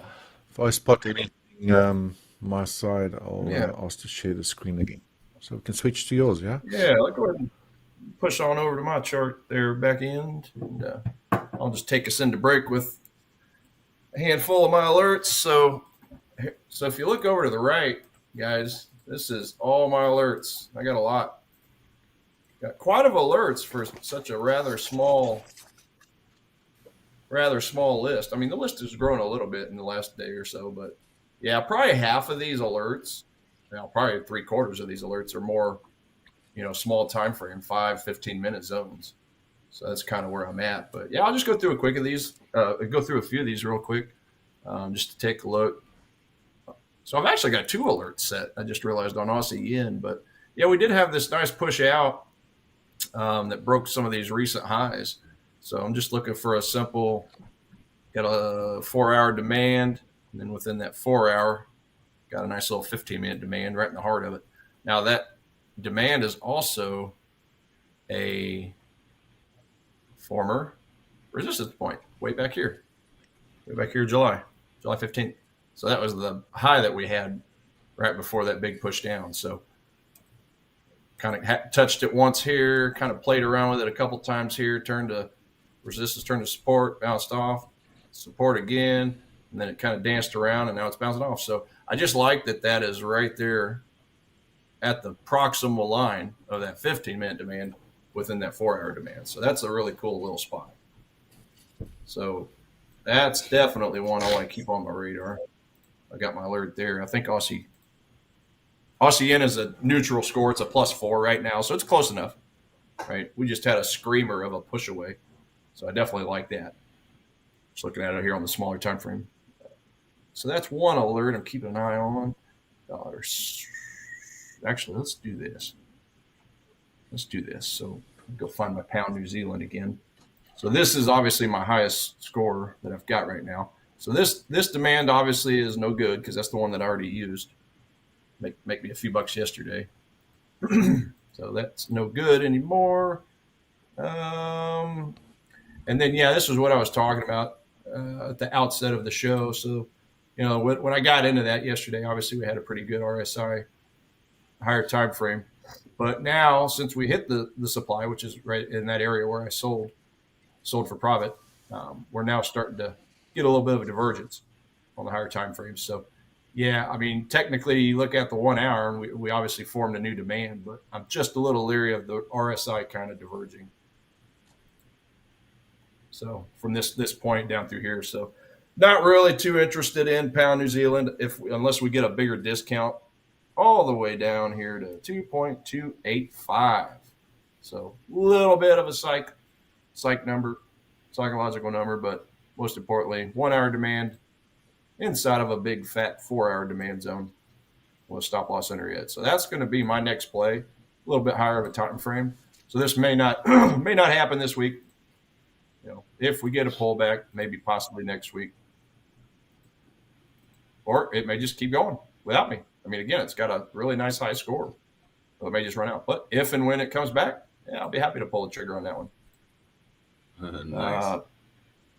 Oh, wow. By the way, dollar CAD just screamed to the lead. I just refreshed it. Let's see here. Let me double check this real quick. Dollar CAD. Dollar CAD is now the most bullish item. So it's now a very bullish score of 12. So pound New Zealand is now second, 11, and then Aussie New Zealand is a 9. Okay, well, let's go look at dollar CAD, because I know I got an alert set up there. I remember drawing this up, I think, last week down here. This triple bottom here with some obvious liquidity zones under it, right into a demand. So that would be my ultimate favorite, but now that I see that it's the highest rated score, going to have to look at something a little different on some smaller time frames on this thing. 4 hours. So obviously we got a little bit of a zone with a wick here I got to be aware of. Supply zone with a wick. I'd probably actually look a little deeper into that. See what that looks like on a 1 hour. That's just a hideous looking wick. The volume really starts on that down candle. Let's take a look at that at a smaller time frame. Just want to look for the potential resistance there. Ugh, ugly candle. Okay. Yeah, I'll just leave this as is. All right, so let's just take a look at that again. 1 hour. Okay, so my closest zone I've got is really going to be here. Now, since we're touching that demand, okay, so this zone here has already been used, and it worked out perfectly. So that's old news. Delete that. That zone hit perfectly, bounced, old news. So, yeah, we're really left with this 30-minute demand right here. So I got a little bit of a 30-minute demand here. Oversold when that zone formed. I do like that. Pushed up, closed above this high point here, that old supply zone that we had. I think that's probably going to be the last inefficiency I see. Because down here, we do have this one down here now that I see that. So we really got two options on this. This demand, which is also straddling a former resistance line, which is that blue dash line. If I go back in time, it's going to be back here somewhere, further back. But either way, I'm going to see what happens. If we get price to come down to this zone, I just want to see. This is definitely going to be a you got to prove it to me type of thing. I ideally get some manipulation happening here. A little James Megaphone type pattern, right? something like that, drop in and give me a bullish engulfing candle with some volume. And then I might think about buying that. If not, if that just cuts right through it, I got another demand waiting down below that I actually like a little better. So we'll just keep an alert there, and then we'll just move down here if needed. So that's kind of my dollar CAD now. Option or potential play. 2 hour, 4 hour. Okay. Yeah, everything else looking pretty efficient down through here. So that's definitely going to be the zones that I'll keep an eye on the most for dollar CAD. Already went through pound New Zealand. We'll go through Aussie New Zealand real quick, which is the third strongest. Okay, so I really, really like this one. I really like this demand zone. Yeah, gonna be down at, well, if it dropped right now, we'd be hovering somewhere around the 61 or 70% line. Fib retracement, I think. Actually, it might be a little bit lower. Let's just take a look. Okay, so it's gonna be a little lower, but it's down in the kill zone, 71 to 88 levels. So, on this one here, if we can round the corner, then yeah, at some point I got to see some type of manipulation before dropping into the buy. I don't want to just watch it drop straight down. It had really good momentum going up. I love that. But I kind of prefer it to come down just a little bit lazily, right? Have a lower momentum would show the buyers are kind of stepping in rather than this move, right? You'd be a fool to try to short this market in this area just because of how strong it is. I mean, obviously the breakout traders had a little bit of field. Got to do it anyway. Yeah, yep. So that'll be my play on Aussie New Zealand. Retracements, like I mentioned, we got some more upside there. Nice little deep decline. Very welcome. Sweet trade. It could definitely keep going. I mean, if we go way back in time, weekly time frame. Yeah, exactly. Weekly, yeah. I mean, let's see. Do we have any? I mean, as far as overhead supply, yeah. Let me go back here. Go back here to the daily. Yeah, I don't know. I'm not really too worried about all that. It could obviously push, but be more interested in the smaller time frame stuff. So, yep, that'd be my play on Aussie New Zealand. Swiss yen and dollar yen are tied at 7. So the dollar yen, you guys have kind of beat that with like a dead horse. It's in that overhead supply. I just need that discount. Okay, so Swiss yen, low momentum up move. So not really too excited about this leg at all. Now this leg I'm excited about because of the strong momentum up that also broke a previous top, a previous swing high point. Yeah, this would be, I think, a 30-minute demand if I go down in smaller time frames. So on this one, yep, we've already got some liquidity down under these little points. So there's definitely going to be stop losses chilling down there, if not in the zone itself. So at this point, I'm fine with just a simple drop. Just a simple drop. I don't have, because I've already got the manipulation, or let's just call it liquidity, right? And I definitely see liquidity in this area, which is going to be sell orders, right? Drop in, get the sell orders, get any remaining unfilled orders in the demand zone, and we'll be off to the races on that. Yeah, there's my 30-minute candle. Off to the races. Off to the races. Off to the races. I think that's going to be a pretty good. We've got about 40 seconds left till we've reached the halfway mark of our session. We're going to be taking a 15-minute short break. I always say it's the shortest 15 minutes of the day. But please do stay tuned to all our viewers. We will also want to still be giving away that 5K Forex Challenge account, hopefully after the break, around about 6 a.m. Central. So if you haven't won yet, make sure you go follow those steps. We did paste them there in the chat. If you don't know them yet, you just joined. Those steps pretty much are to join and subscribe to our Hola Prime TV and global YouTube channels, as well as our Instagram handle. Make sure that you keep on commenting during this session. And again, guys, make sure that your email's in your YouTube bio so that we can contact you with that account details to get you set up. If you follow those steps, then you could be in line for today's 5K challenge account. Again, we want to be giving that away during this session, but we'll be picking the winners on who followed those steps, right? So if you won previously, unfortunately you won't win again, but just follow those steps and who knows, maybe you'll be today's next lucky winner. Right, so that's it, guys. We will be back. Please don't go anywhere. Please hang on tight. Just going to take a 15-minute break, and we'll see you right after. Cheers, Michael. Tiger. Yeah. All right. See you guys in a second.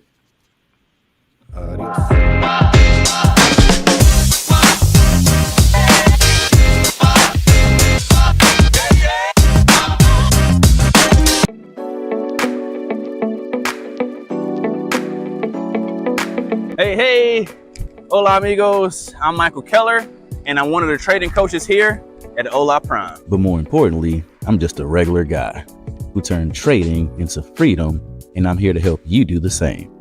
So this is a glimpse into who I am in front of the screens and beyond the charts. See, a strategy will get you in the trade, but mindset keeps you in the game. I started trading back in 2012, and honestly, I lost more than I won in the beginning. But every loss taught me something. It wasn't about having the fanciest indicator. It was about mastering my mindset. Living in Mexico has taught me to slow down, breathe, and be present. Trading is what I do, but it's not who I am. I'm a dad, a husband, a traveler, and a student of life. And all of that makes me a sharper trader. When I'm in flow outside the charts, I'm in flow on the charts too. This game doesn't reward speed, it rewards skill. Listen, everyone wants to flip $100 into 10,000. I get it. But be consistent, focus on execution over excitement, risk small and learn fast. And if you ever feel lost, reach out. That's what we're here for. Well, guys, that's a glimpse into my life, my story, and who I am, not just in front of the screens, but beyond the charts. I hope to see you in the session soon, and let's grow together. One day, one trade, one lesson at a time. Welcome to Hola Prime.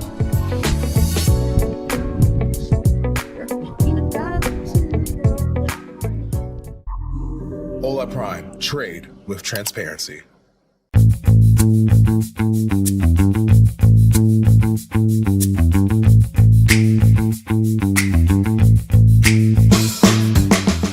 Hi there, my name is Richard and I'm one of the coaches from Hola Prime. Join me as I take you behind the scenes on a little tour of what I like to get up to on a daily basis and beyond charts.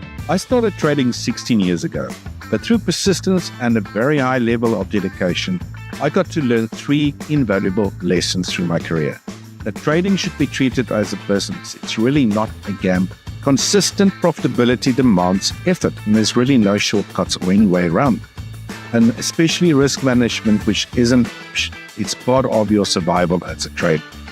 You see, early on I realized that success in trading is only 20% strategy and 80% mindset and emotion. Now, as a coach at Hola Prime, my focus is very simple. Helping traders build systems with an edge, cultivating the discipline and focus needed to execute them consistently. You see, guys, the markets doesn't care about you. It will humble you if you let your pride override rules and reward you when you execute your plan without fear or hesitation. As a trader, I like to get outdoors as much as possible. Really try to strike a balance between trading and also leading a healthy lifestyle. Leading a healthy lifestyle for me could be anything. Hiking, I love swimming as well. Today is not really the weather to go and swim, but I will take the dog out for a walk. I'm really trying to force healthy habits so I can stay focused when I really need to, when I'm behind the charts, and all the stresses that comes with it. As getting outdoors really helps relieve those stress and helps me personally keep focused as much as possible. In my spare time, I like to play big darts with my friends. And just as in training, skills and practice is everything. And that's a wrap, guys. Look behind the scene of who I am, what I do every day, beyond the charts. I hope to see you in the session soon. Take care.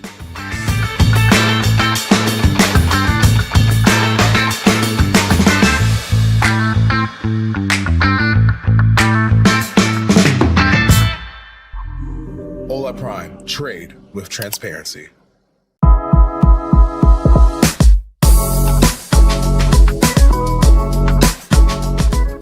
Well, hello everybody. My name's Tiger. I'm a coach here at Hola Prime, and I wanted to give you a quick little glimpse into who I am, both inside and outside of trading. So let's check it out. So I've been trading now for going on 11 years, and that first decade of my trading was all about technical analysis. And really over the last few years, though, I've really dug a lot deeper into fundamental analysis and sentiment analysis, seeing how the bigger banks and institutions are trading so I can ride their coattails, so to speak.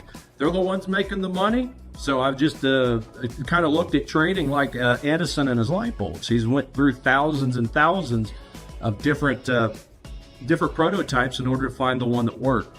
Look, one of the things about trading that people get wrong is they think it's an overnight get-rich-quick scheme. So, you know, for me personally, all the hard work was done well before I even picked up trading, and it all had to do with reading some good books. So, one of my favorite books right there, The Magic of Thinking Big by Dr. Schwartz.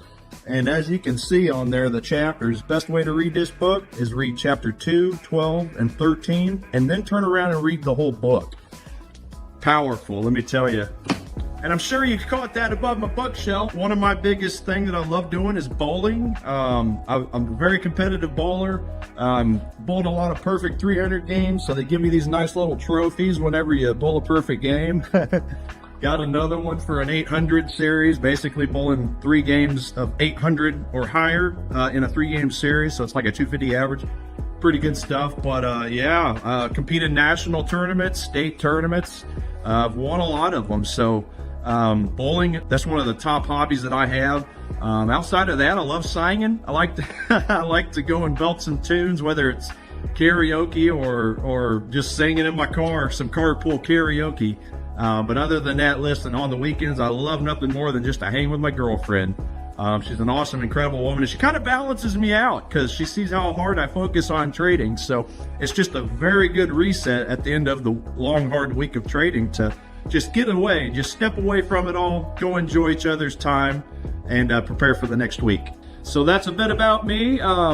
Just let us know how we can help. Just remember, it's not a sprint, it's a marathon, okay? The basics of trading are quite simple to learn. It's just all the nuances that take a while to really master. So just keep that in mind. Don't overwhelm yourself. We'll take your hand. We'll lead you to where you want to go. Like I say, just one step at a time. So with that, have a wonderful day. Look forward to seeing you in a session soon. Hola Prime, trade with transparency.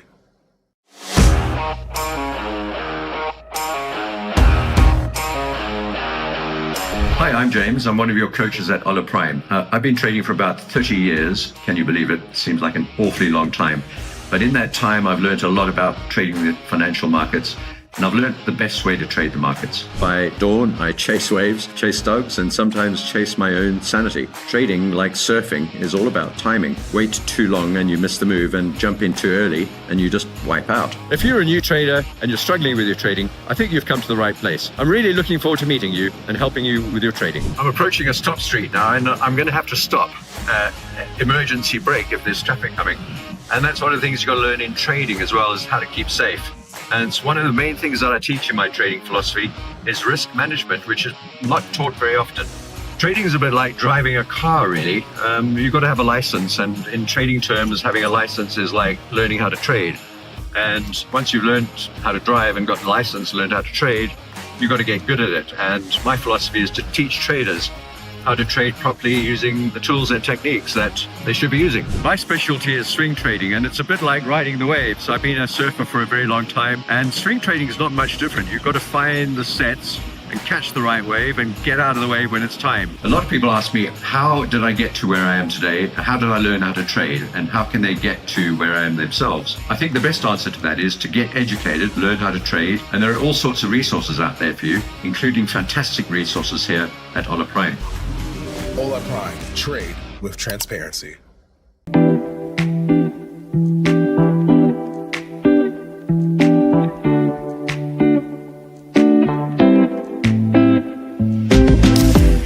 Hi, I'm Sam, one of the coaches here at Hola Prime. And in this video, I'm going to give you a short glimpse into my life beyond the charts. Outside of the charts, I love to cook. Anything with fresh local ingredients has a thumbs up for me. And when the weather's good, I like to go out, have a quick jog, keep myself healthy. I started trading almost 15 years ago, and believe me when I say, it wasn't an easy journey. There was a lot of ups and downs, mostly downs at the beginning, and it took me, I would say, almost 10 years before I could actually call myself a trader. Personally, I like to travel. I like to go to different places, see different cultures, meet new people. I also like a good spa day, just sit there by a pool, relax, get a massage. You can see from the screens behind me, it's just a lot of stress, a lot of digits, a lot of moving, a lot of fast moving markets. You can't spend your whole day in front of a screen. You will burn out, and sadly, you probably won't be as successful as if you just relaxed a bit more.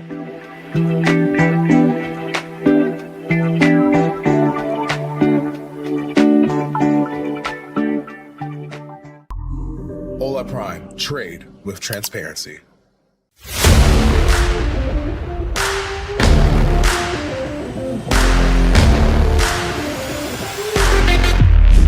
Hi, I'm Adelina, one of the coaches here at Hola Prime. But don't worry, I won't make you do endless push-ups, unless you are up for the challenge. I'm here to help traders build discipline, strategy, and confidence in the markets. And here is a little glimpse into who I am beyond the charts.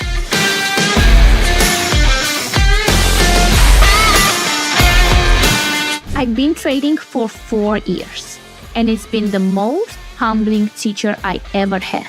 At the beginning, I used to chase quick wins, but I learned quick losses hits hard. Trading isn't just charts and numbers, it's a mirror.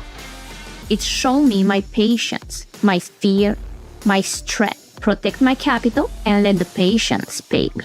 Because guess what? In trading, your biggest edge is you. Markets are intense, but it's just like an ice cream on a hot day. It can get messier, but it's always sweeter when you approach it with the right mindset.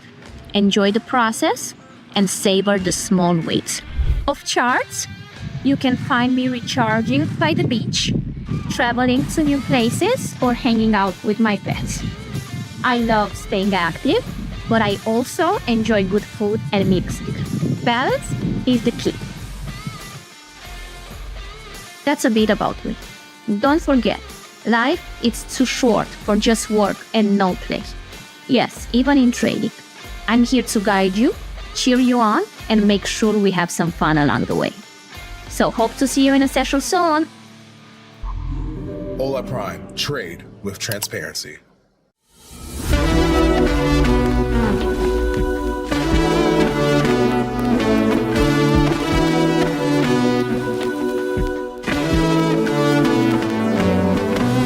Hi there, my name is Paul, trading coach at Hola Prime, and this is a peek behind the scenes of who I am beyond the screens. I've been a trader for 6 years now, spanning from agricultural commodities to equity indices.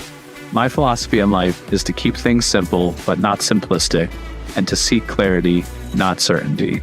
In the trading world, these concepts help me embrace a mindset of valuing action over doubt, staying disciplined, evolving with the markets, and maintaining self-awareness. The road to becoming a successful trader is a winding one, but with each twist is an opportunity to reflect and grow. There are no shortcuts in trading, and as a coach, it is my mission to help guide traders down a clearer path to sustainable trading. As a new trader, sometimes the thought of earnings potential can outweigh focus on what truly matters. Long-term success stems from a system of patience, resiliency, and consistency. 2 books I highly recommend that profoundly display these qualities are Mind Over Markets and Reminiscence of a Stock Operator. Outside of trading, I love going to the local beaches and golfing. They allow me to clear my head and have some fun too. Golf is a funny parallel to trade. It requires total concentration, adaptability to changing environments, and the majority of the battle is between your ears. You must have a plan to tackle each hole of the course, combined with sound mechanics to execute each shot. Comparably in trading, plans and strategies are important to build and refine, but precise execution matters equally. That's a brief bit about me.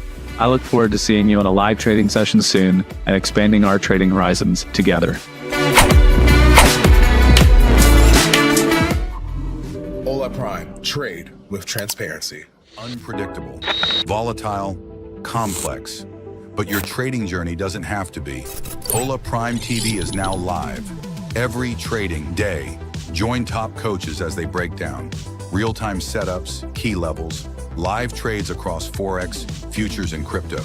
From Tokyo's early momentum to London's open surge to New York's high volatility action.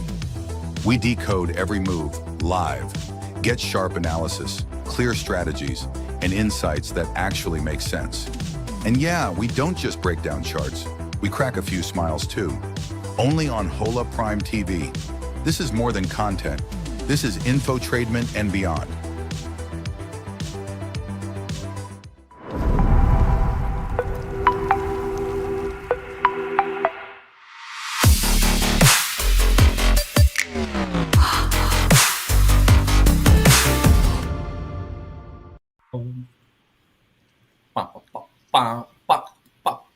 Welcome back. Welcome back. All right. Tiger's still singing. Karaoke on his own there. Yeah, just a humming. Just a humming. Michael went to blow his nose. I scoffed down. Right.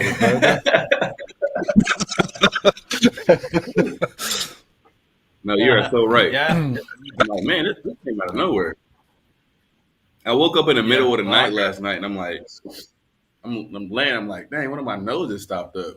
So you know how you gotta try to fall asleep with your mouth open, and somehow you just don't sleep the same. I wake up for the stream. Snore I'm all like, night. oh no, my Drool all night. nose. It's horrible. I got my daughter. She's doing the same thing. My girl's doing the same thing. I'm like, what is happening? I'm like, oh, it's this rain. Like, it's been bad lately. Like, I don't really know, but man, it's been You get like interesting. allergies when it rains. I get allergies when it's like really windy. This time of year, it's like blows for 2-3 months straight, and it's like all the pollen in the air with spring. My eyes like get puffy, and my nose swells up and itchy. It's like, no, it's horrible. Yeah, so when I used to live in Georgia, they got a lot of pollen there. And I swear I was one of those people who said, I don't have allergies. There's no way. I don't have allergies. My eyes don't get puffy, nothing happens. But here, when it's rainy like this, there's only one explanation, and it's like allergies. I don't know if I got more seasoned, as Tiger would say, or what, but something's going on. I'm like, man, my nose is funny. I can't breathe how I normally would. So yeah. Maybe just try a little antihistamine, like pull something, or spray, nose spray. That generally helps for me. Yeah, Like we got these some. last It's like salt water. Yeah, I try to go as natural as I can. I don't really take anything. Yeah, some saline. I've done that. Yeah, exactly. That neti pot, I've done that before, where you have to turn your head sideways, shoot the water up one nostril, it goes up, it comes out the other. That is a weird sensation, but it works. It is. When it works. You feel like so much like cleaner in your head, or like clearer. Yeah. My daughter hates it. Yeah. She's screaming at the top of her lungs. Like, she does not like it at all. She's probably like, what the hell is that? Well, yeah, for like a second or two, you feel like you're about to drown, but you just have to get over it in your head and be like, okay, you're not going to drown. Just let it do its thing. You're not drowning. That was my thing. Feeling anyway. Cool. Looking to see if we had any Right, new should news we come out. resume the chart talk? What's that? Should we resume the charts? Hey, Mary. Do it. Absolutely. Let's do it. Yeah, at this point, I'm just looking at some neutral items because all my alerts are not quite close. Right. Whew. Yeah, we can get into it. Yeah, I guess just let me know, guys. I can always jump right into the deep dive. Yeah, I can. Let me just go through a few more of my alerts real quick, just to get through some of my, top setups. Let's see. I think I left off. Oh yeah, Swiss jab, dollar jab. Okay, so yeah, gold. I don't know that. Did I talk my piece on gold yet? Oh yeah, not too interested in gold at the moment. Yeah, I just need a bigger decline. We already talked about that. Bitcoin. So Bitcoin again, it's on my list. BTC. BTC. Now it's so this thing, kind of scroll out to the daily, kind of in a little bit of a daily demand at the moment, trying to decide what it wants to do. Now, inside of the daily, there is a little bit of a 4-hour demand, which it's currently playing around in. The only thing I dislike about it is it didn't really, on the daily, have enough strength to close above this high. It wicked through it, but didn't really close. So I don't know that I want to trust a whole lot of these smaller time frame zones.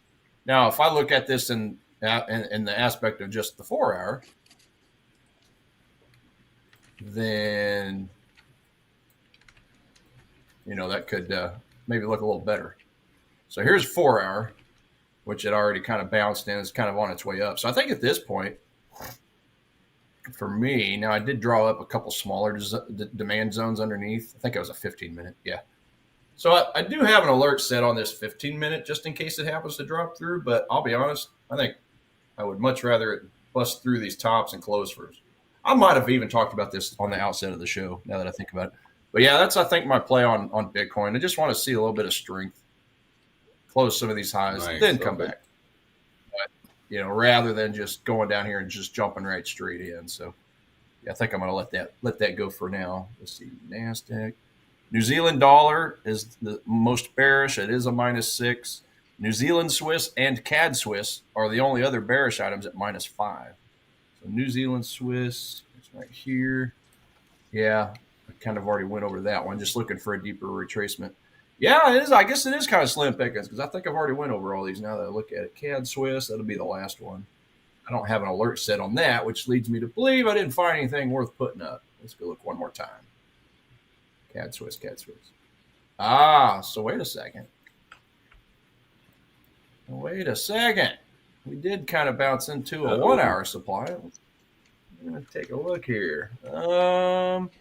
Okay, so that zone could have been better volume coming out of it, I've got to admit. But I do like how it formed in the overbought territory. I do like how it broke through at least one swing low. I guess you could call this wick. Would have been stronger if it would have broken below here. But let's just go down 4 time frames.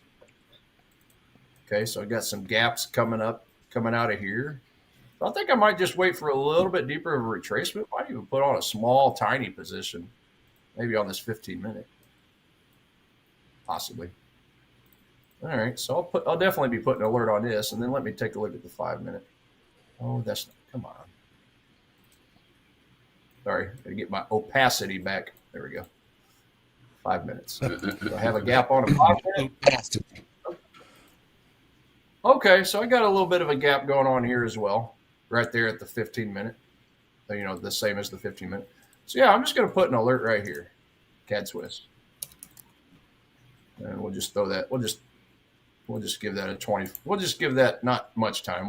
We'll send it through tomorrow. I don't want it to be going around sideways here, but okay. So yeah, it's in the 1-hour zone. I just want to see it come up, touch my 15-minute, and I might take a small stab at that. Yeah, it might be a decent-ish type of a trade. Not really getting a whole lot of help from my RSI as far as divergence goes. So I don't really necessarily like that from a momentum standpoint, but at the end of the day, it is a -5. And this one definitely moves slower than a lot of them. So it might just take a little small stab. So let me just put an alert there. We'll see what happens. I'll make sure and get a bearish engulfing candle, or I already put my alert up there. I thought it did. My alert go away. Might get a little bit of a I don't know where my alert went, but I'll just throw it out through the end of the week. Okay, there we go. So yeah, that'll give me a couple pips notice just before it runs into this zone. So yeah, I might be a little picky on this. I mean, I definitely ain't going to be just touching and going. So we'll see what happens. Give me a really strong 3-minute, bearish candle, or a 5-minute engulfing or something like that. I might take a small stab at this and just buy the cover down here. That ugly wick that we had. Stabby. Or 1 minute. Little stabby. Yeah, we got a little bit. We're going down in the slim pickings on the 1 minute demand zone, but hey, meets the criteria. So we've got a little bit of a potential play here. Wanted to look at that. Oh wait, no, I was wanting to look at this one. Gold hit my alert. Let's see what gold is doing.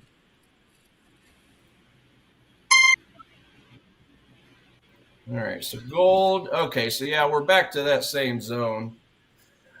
I mean, the zone wasn't strong enough to push through this supply zone, so I think I'm probably going to avoid this one as well. Let's see what the 15-minute looks like again. So there's my 15-minute candle. I got too much crap on here. Let's get that out. 15-minute demand, a little tiny bit of a gap. Not really much volume though. That's a bummer right there. That volume going upwards. I'm gonna avoid this. I'm gonna skip it. It just doesn't have any real good momentum. Doesn't have a whole lot of strength. Bounced off the supply zone. It's heading back down. So yeah, just another example of where I set an alert on something that, just want to see how it interacts. Now I'll still keep an eye on this while you're going through your deep dive. But yeah, it just doesn't look like a very positive step at all. Tiger. At all. Yes, sir. I've got a question here for you. Maybe you can answer that from your Barney FX, if you don't mind. Yeah, can you share a time when your intuition played a crucial role in a trade? Oh yeah, every day. Lots. Every single day, Jan Barney. There will be times where all of my rules will line up perfectly. And there'll be times where my gut steps in and says, Tiger, I don't know about this trade. And or intuition or whatever you want to call it. And more often than not, when my gut steps in, even after having something meet my rules, I listen to my gut. And this is something that I know we've kind of talked about a few times, but if you stick with this stuff long enough, you'll get to that point to where you can kind of start trusting your gut a little bit on some of this stuff. I mean, obviously we want to follow our rules. Obviously we want to line up all the odds enhancers, right? I mean, have your basic reason for a trade, but line up as many odds enhancers as you can. So like, obviously for me, I use supply and demand zones. That's first and foremost where I base my trades. But, I want to make sure I've got the momentum on the more recent swing up or swing down in my favor from where that zone was created.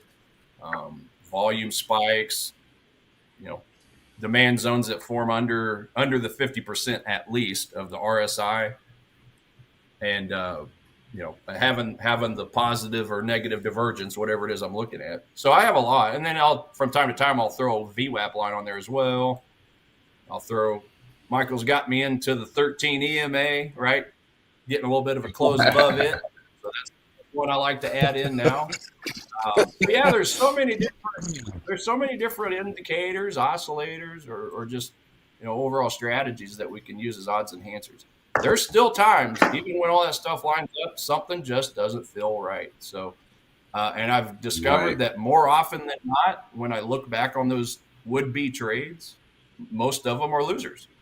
It's not really something I can explain. I don't even know how to explain it, but it all has to do with the structure of the candles, and again, the momentum, and the fundamentals. You guys know I look hardcore at the daily economic calendar and make sure that all those things are adding up into my favor. The COT, the retail sentiment, the seasonality, right?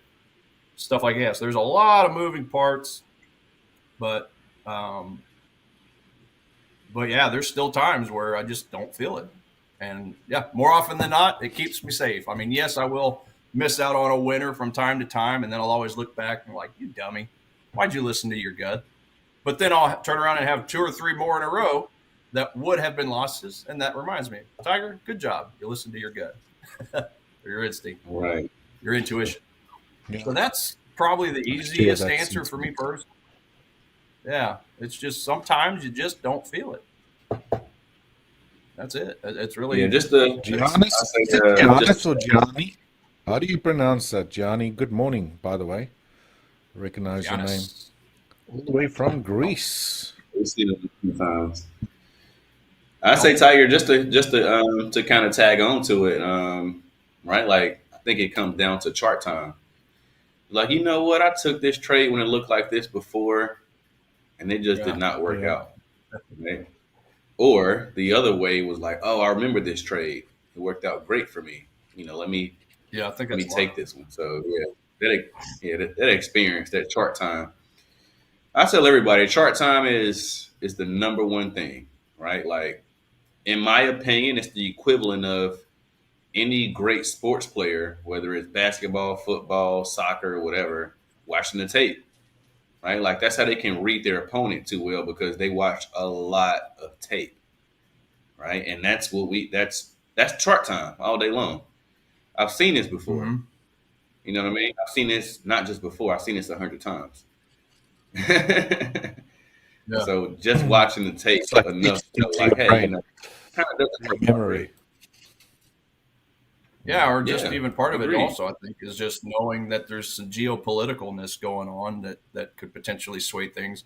Might have all my rules looking good, but knowing that there's an upcoming economic calendar event, and also knowing that quite often people buy the rumor, sell the news, right? So even though that news piece hasn't happened yet, people are already assuming that whatever that forecast is going to come true, or they play the other side, right? The hot side or the cool side of the report. So I think that has a lot to do with it as well. Just knowing that, hey, that report's coming up, this war is going on, this could affect oil, which could affect some other countries that are, correlated with oil, and this guy just as an example. So yeah, sometimes it's just sensing that something's going to happen and change, but also knowing that people are already placing the trades in favor of that, and prices already moved up or down. It's already factored, even though the release. It's already priced in. Yeah, so in a way. Yeah, priced in, exactly. So I think that's part of it. That's probably part of it.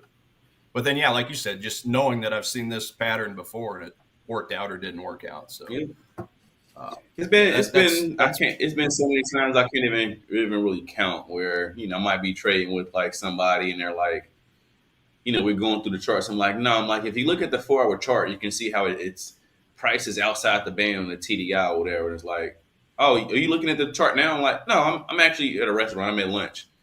Like, oh, how can you see that? I'm like, I'll remember it from earlier. Like, I just remember it. I've seen this so many times. This reason right here is why I do or don't like it. You know what I mean? So chart time, baby. I say this all the time. I'm sure you guys agree, right? Like, this is kind of what got us here, is looking at the charts over and over and over. We talk about 10,000 hours. That's like minimum. Yeah, at least 10,000 hours. Yeah, probably closer to 20,000 for me, but they're us. Yeah, but I calculated it out about 5-6 years ago. I sat back and just estimated and guesstimated, assuming that to actually set things up, per day on chart time. And 5-6 years ago, I estimated about 12,000 hours. So yeah, I'm sure I'm probably at the 20,000 mark at this point, but. Right. But yeah, confluence is a big thing for me. I mean, you guys know I love the higher time frame supply and demand zones way more than I do the smaller time frames. But part of intuition is also being able to go down and making sure, hey, am I still seeing that same gap or a similar type of gap, showing that 1 hour, that 15-minute, that 5-minute time zone still has a gap, right? Well, if I don't see that, on some of the smaller time frames, then you can't, it's hard to see exactly where that move really started to occur. And then also having the institutional volume jump in. So, as much as I rave about the 4-hour supply and demand zone, I got to have my 5, 10, 15 looking just as good. So that's some more intuition that I've kind of gained, is just knowing that it's all got to line up. Ultimately, trust the zones. Trust but verify is really what I say. Trust but verify. What's up, Hamza? Hamza one. Hey, Ozma. What's up? What's up? What's going on? Nice. Another day in paradise. No, I agree. 100%. Trust, verify, patience, right? Let that price action play out to kind of confirm what you're thinking, what you know, what you've seen 100 times before. Yeah. Yep. And it sounds like a lot. It sounds like a lot of instructions, especially to new people, but I can promise you that after you get that chart time, all these little odds enhancers we talk about, Michael's TDI and all his EMAZ watches and all the different time frames Richard does the pitchfork on, and the confluences of my zones, right? It sounds like a lot of crap, but I can promise you it's just like anything else. It gets to a point to where it takes you 2 or 3 seconds to look at the chart, and you already know if you're going to buy or sell, right? Because all that stuff just it's like that. It's our own algorithm in our own head. Now we're obviously not computers, but and not near as fast, but we can take 2, 3, maybe 5 seconds to look at that chart and understand. Okay, my gut's telling me that we should go for this. It either lines up or it doesn't, or obviously we got something bigger picture. Or it's a pass. Fundamentally, might be happening. It's like how it takes me forever to do the deep dive, like when I'm doing it day by day, right? Like it takes me forever. Let's say 30, 45, sometimes an hour, depending on how many conversations and questions are in. But I promise, when I do it, this takes less than 10 minutes to do. Like I'm rolling right through this. It's super fast. Oh yeah. And that's when it gets fun. That's when it gets fun, when you get your time back. It's just the best. Like the days, I say Mondays, Sundays, when I'm not, it's quick. It's super quick. I don't even have to, do too much. Even when I get questioned like, oh, why do you like this? Oh, because of da da da. I'm like, oh yeah, I forgot about that. Okay, moving forward. I actually take extra time when I'm on the stream breaking this all down. But for me, typically, it's super quick. Super, super quick. But again, coming back to the point, that comes from chart time, right? Like chart time. Even when I would call my protege, his name's James, I think I might have mentioned it to you guys. He's good. Like he's great at this, to be honest. I told him everything he knows. And he actions every now and then. And the time he's going through it, and I'm like, what you think about this? I don't have anything to say. You already said everything. Right? Like I'm not gonna interject or say anything extra unless I think it's something different or you left something out that I would have mentioned. Right? But 90+% of the time, he's spot on. I don't even have to say anything. But why is that? Chart time. He's been at this for 6 years now, which sounds like a lot, but it's still half the time I've been at this. So he's gotten to the point where, he's really, really leveled it up. In essence. So that chart time, that's paramount to me, because you get to feel that intuition, what's right, what's wrong. If you miss something, like you just got this extra level of skill. And I like to correlate it to Steph Curry, Kobe Bryant, Michael Jordan, in that aspect. Like, exactly how to release the ball at this point, right off your fingertips, follow through. You know what I mean? Make sure your elbow tucked in. You know everything to do at this point to make sure you're hitting the shot. And they're awesome at it. And trading is no different. It's still a high performance sport. You know what I mean? So it's just a bit different. Yeah. Chart time. I think Alex was saying chart time. Imagine that we are like, the top athletes that actually, make it towards the end in your sport. In this case being trading, right? So Oh yeah. For those that think you're just going to start trading and fall for all of those promises online or whatever, courses, gurus, all that sort of stuff, and I've been there myself, spend way too much money that I would like to admit on a lot of BS, but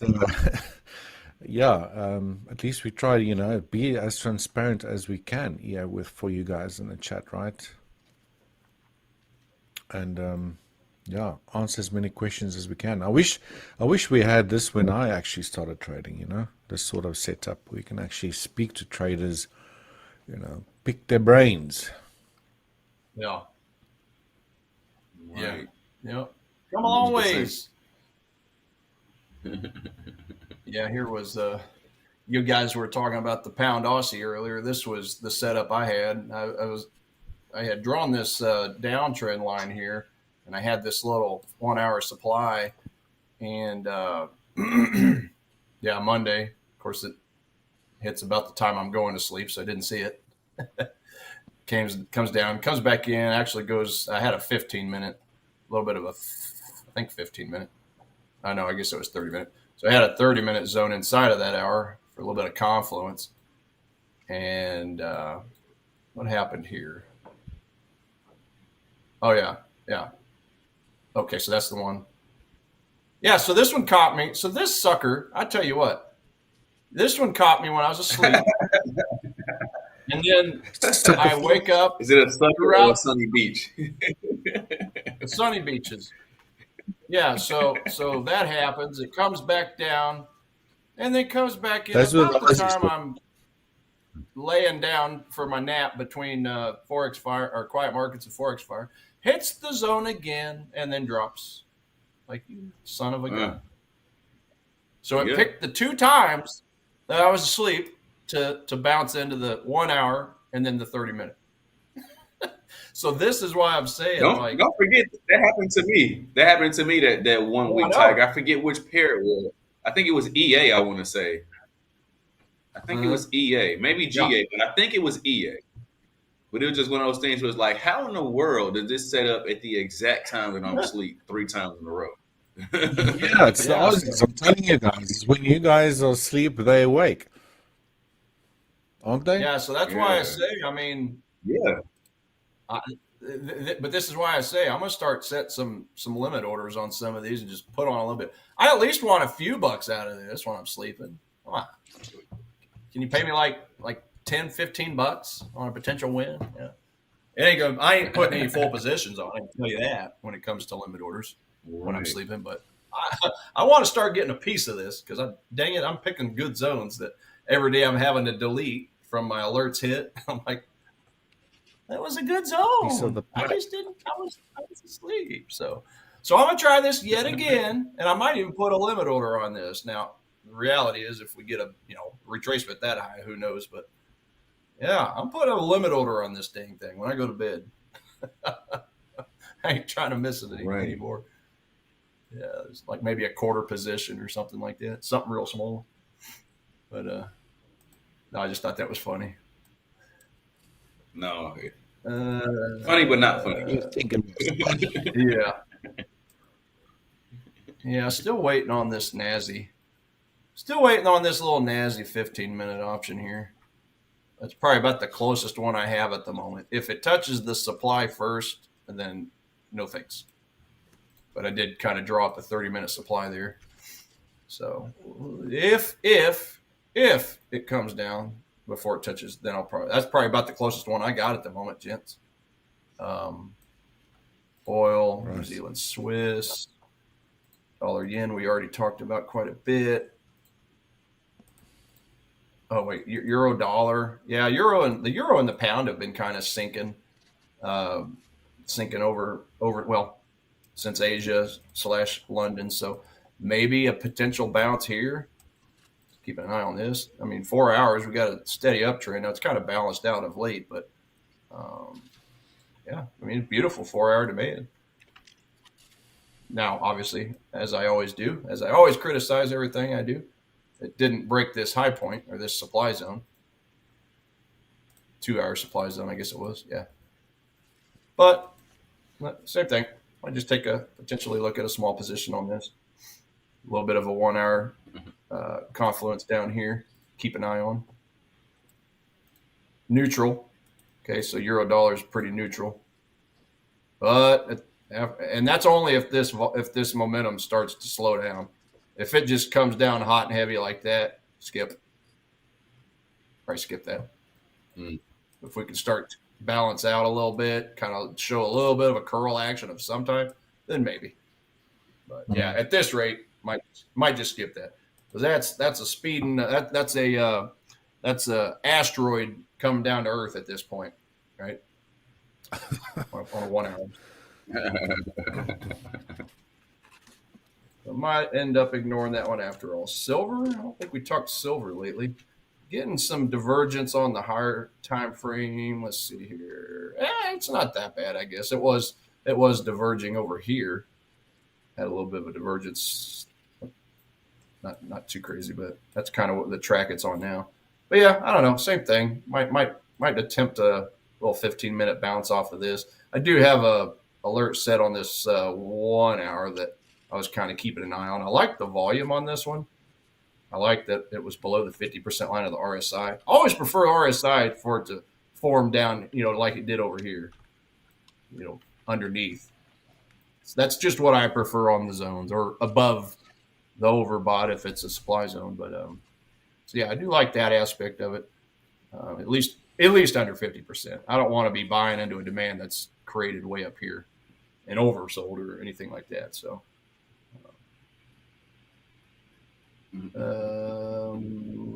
But yeah, I think I'm actually going to move my alert now that I think about it.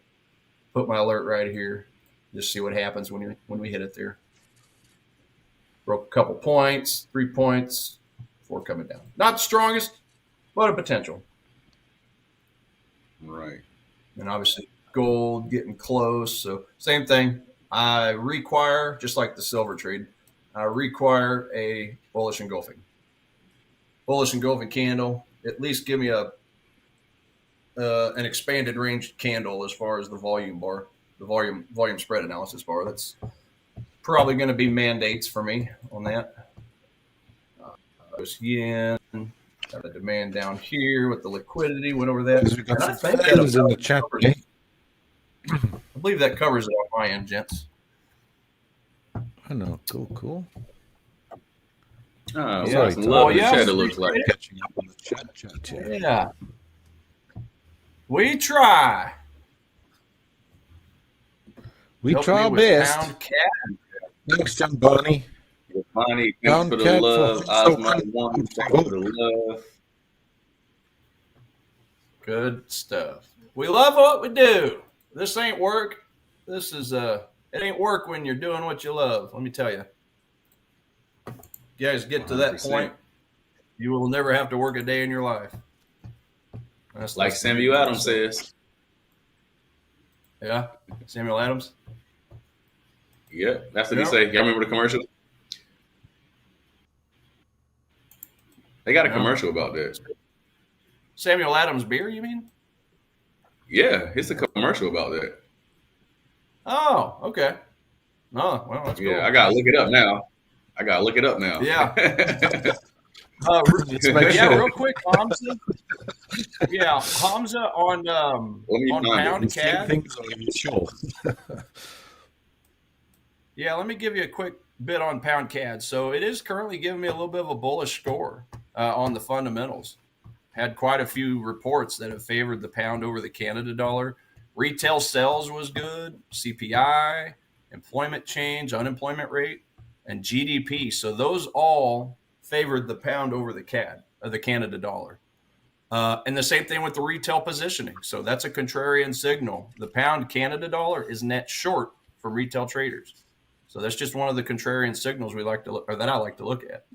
The only thing that really negatively affecting this trade is the seasonality. Okay, it does typically favor more of the downside in the month of September, and then it's the trend isn't the greatest because it is in the middle of a 1 month supply zone. So it's been kind of trying to chew through that for the last several months. So that's really the only negative things. But having said all that, if you go down to the smaller time frames, I am definitely keeping an eye on this 4-hour demand down here. Because again, it's a bullish score. So I just want a simple retracement. Give me a little manipulation first, though. That's what I prefer. And then you got you got an overhead supply zone. I believe this is a 1 hour that I would want to make sure to sell out. Are you long or short? Because I can't really see, and the chart's a little bit small there. At 1.86866. So 8686. Well, my alert's set for 1.8585. No, that's where Hamza's in. Oh, he's in. Yeah. Oh, okay. Going for 1.8686. Well, that's okay. Well, if you're in long, is it? Well, oh, well, then I'm there not you sure go. if it's long. It must be long if you're still holding that with a. If it was short, you'll be deep in a poo-poo. Yeah. Oh, yeah. That's true.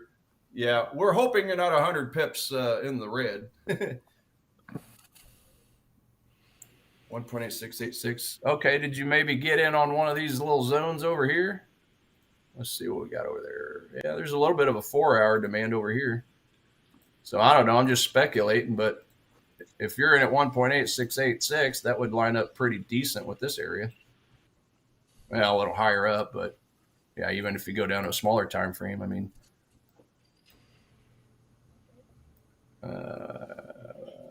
something like Guys, that. while Tiger's looking at the chart there, everyone in the chat, please drop your flags in there so we know where you guys are from. Always interesting to know who's joining us from wherever in the world. We are obviously a global online community here at Hola Prime. Yanbani, FX, Liberia. Cool. Nice. Hamza, everyone in the chat, let us know. Yeah. Gianni. Still like to know how to pronounce that properly. Is it a silent S? From Greece, obviously, we do know that. And now someone's drilling up here. Can you hear that? Oh, yeah, I heard that.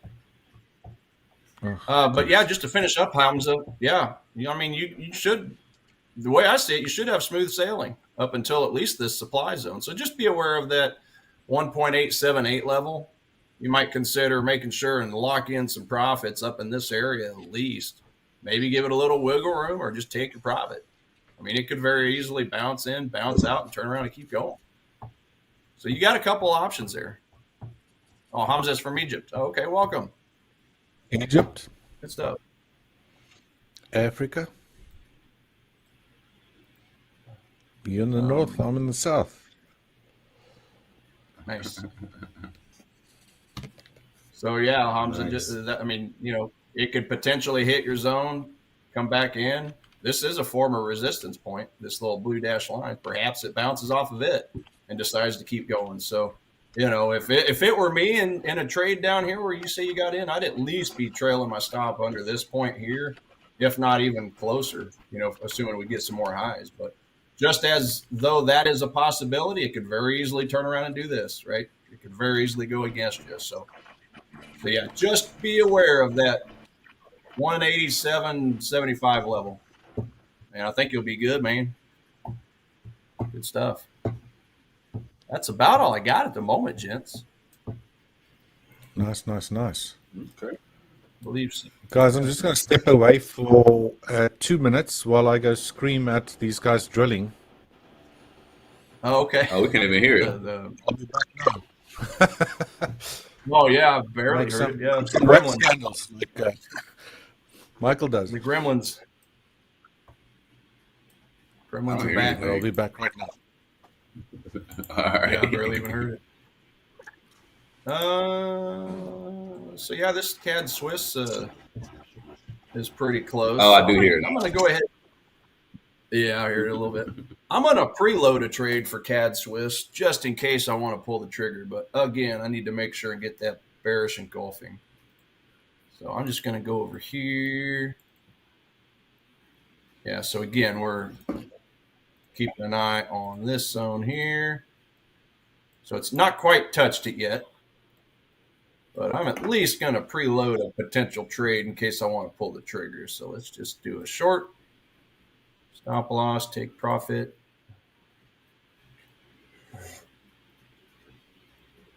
We'll give it a little wiggle room up top. 57.4 sounds about good. 574. Potential take profit at least down in this area. 57.11. I may move that around, but I'll just throw it in just to get something up there. It's only a 5 pip range, about 9 pips with a stop loss. So I'll just throw on something small just to kind of limp in. 25. Right. So basically a 2-to-1. I don't know that I want to put a giant position on it. I'm not completely sold on it because, it broke this low. I would have been more happy if it would have broken this ugly wick that we had from last Wednesday, interest rate release. We did have a lot of volume there for that candle for all the currency pairs, but especially that one. So that would have made this an easier trade to want to put a fuller position on. But we got at least one break of one swing low. So yeah, I'd be happy just to limp into this thing, see what happens. Not really that wide of a range. Don't really want to put a big position on it. We'll just limp in at a 25 clip. Okay. Nice. I'll let you know if that hits while you're doing your dive. Nice. Gotcha.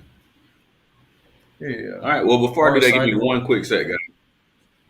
I'll be right back. Give me 1 sec. Yeah, no problem. No worries. Yeah, and the other thing on this, looks like we are trying to get a little bit of a divergence on the RSI. So it is trying to slope downward, even though we're getting higher highs on this pullback. So that's kind of nice to see. Looking at that on a 15-minute time frame. So just looking at all these potential odds enhancers to see if see if they make me feel good. Make sure my gut's in check with it. Now we are already in the 1 hour supply. So it could very easily turn around and drop without hitting the 15, but I just want to hit the confluence part of it. So that's why I'm waiting for this area here. Nice. Well, it's very what's that? Very close. Very close. Yep, something like that. That's probably what I'll be looking for. Let's see. I want to look at this little point. So that was, yesterday. Yeah, pretty decent volume candle. So, yeah, I better stick to take profit in this area. Obviously, I'll trail it if I get a few pips downward move. But, yeah, that's not the greatest volume candle, but it's good relative to all the candles around it. So, otherwise, I was thinking of putting my take profit down here at the interest rate candle, or up in there a little bit. But I think I'll just stick with where I'm at. So, yep, I'll just sit here on a 1 minute chart and just see what we get. Yep, see what we get. I'm gonna put one more alert just so that I don't miss it. I love alerts. Alerts make the world go round. Peanut butter makes the world go round, right? But so does alerts. Alerts really make the world go round. That's right. I had at break, I took a tortilla and just lathered in a whole bunch of peanut butter, rolled it up like a taquito, and that's some of the best little quick Scooby snacks you can make. The best. What with tacos? Yeah, just a little taquito. Yeah, a little peanut butter taquito. You'll get beheaded there in what's his name, Mexico, if you do that. If they catch you. Probably. It's like breaking what's his name there. Pasta before you boil it if you were Italian. Just remind me when we get to Mexico, Michael. Don't make your stupid peanut butter taquitos. I'd like to keep my head. I think we lost your volume, Michael. Did we lose your volume? My bad. I pressed mute. My bad. Oh, there you are. Yeah. I'm going to have to mute myself now because these guys are now hammering instead of drilling. I don't know what they did not understand. Oh, well, that's not It's bothering actually not that bad. I don't even hear anything. Yeah, we didn't really hear noticed anything. it. All right. By the way, guys, everyone in the chat there, we have actually found a winner for today's 5K Forex Challenge account, Hey, which okay. is great news. So we might as well announce that winner. So if you're still here in the chat, guys, let's put a hands together, a little bit of a drum roll for today's 5K Forex Challenge account winner, which goes to Janvani FX from Liberia. You're today's lucky winner of a 5K Nice. Challenge account. Congratulations. You followed all the steps Hey, alrighty. necessary. So well done, well done.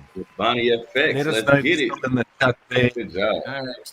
We will be reaching out to you via email with the account details, but also really, really important to note is that you need to please, if you want to claim that account, also go head on over to our Discord channel. If you haven't done so before, please go and join our Discord channel. And you have to go there to, is it the hashtag claim challenge section of the Discord, I believe, and go follow those detailed steps there to also claim your account. So you can do that after the session. We still have about an hour and 15 minutes left for today's Forex Fire session. So please go and follow that. Our support team will also reach out to you via email with the account details. So again, congratulations from our side. And it's as easy as that. 1, 2, 3, easy peasy. Congrats. Lemon squeezy. Lemon squeezy. Lemon squeezy. Yeah, Michael, you can have it. I'll let you guys know if it hits. And this caddy Swissy. Oh God. Cadillac Swiss. Cadillac Swissy. Sweet. Well, I think my nose is together now, so I'm all set. Oh, okay. I can jump into There's it. nothing worse than not getting all the talk. Yeah, Right. They went neti potted. That's what it is. Sweet. Yeah, back in. We can get it over to my screen, please. We can jump into everything, of course. We'll start at the top, of course, like always. Cool. So let's get it started. I think everybody in the chat pretty much knows like my process, so no need to get too deep into it all as far as how it works. But if you do have any questions, let me know. That's what I'm here for. And if there's any charts that you guys want me to go over as well, let me know, and I'll jump right into it. Oh, you're very welcome. Congrats. Bonnie FX, congratulations. Yeah, you bet. Yay, Right. there he is. Yep. Yeah. You're very welcome. Cool, guys. Well, as always, we'll start with the indices. I'll pull this up real quick. Start with the indices, jump into some metals, crude, few crypto, and then jump into the Forex pairs. As we do every day, right? Nothing changes but the day of the week. Same setups. So let's get into it. Cool. I kind of already went through these first three. Well, I'll do a quick recap on them. NAS 100. I forget who was mentioning in it, but we are level 2 long, right? We had the 5,200 cross way back here around the 4th. It's about 20 days ago, almost 3 weeks. And price has not touched the 200 EMA just yet. So with that being said, kind of looking forward to just, I'll redraw this, but come on down. Give us some love off the 200 EMA so we can Come on down. take you back to Please. Next contestant on the Price is Right. Exactly. Come on. You can do it. Right. Nice 2 for 1. Right. There's no reload on the market. Oh, let me delete this too. There's no market baseline is right, kind of about to pass it. but not quite yet, right? So just looking for that reload to come back around, right? And then that would be a good structure to take. But yeah, level 2 longs on NAS 100. Gotta make this a little bit closer. Cool, so that's much better. Yeah, level 2 longs, NAS 100.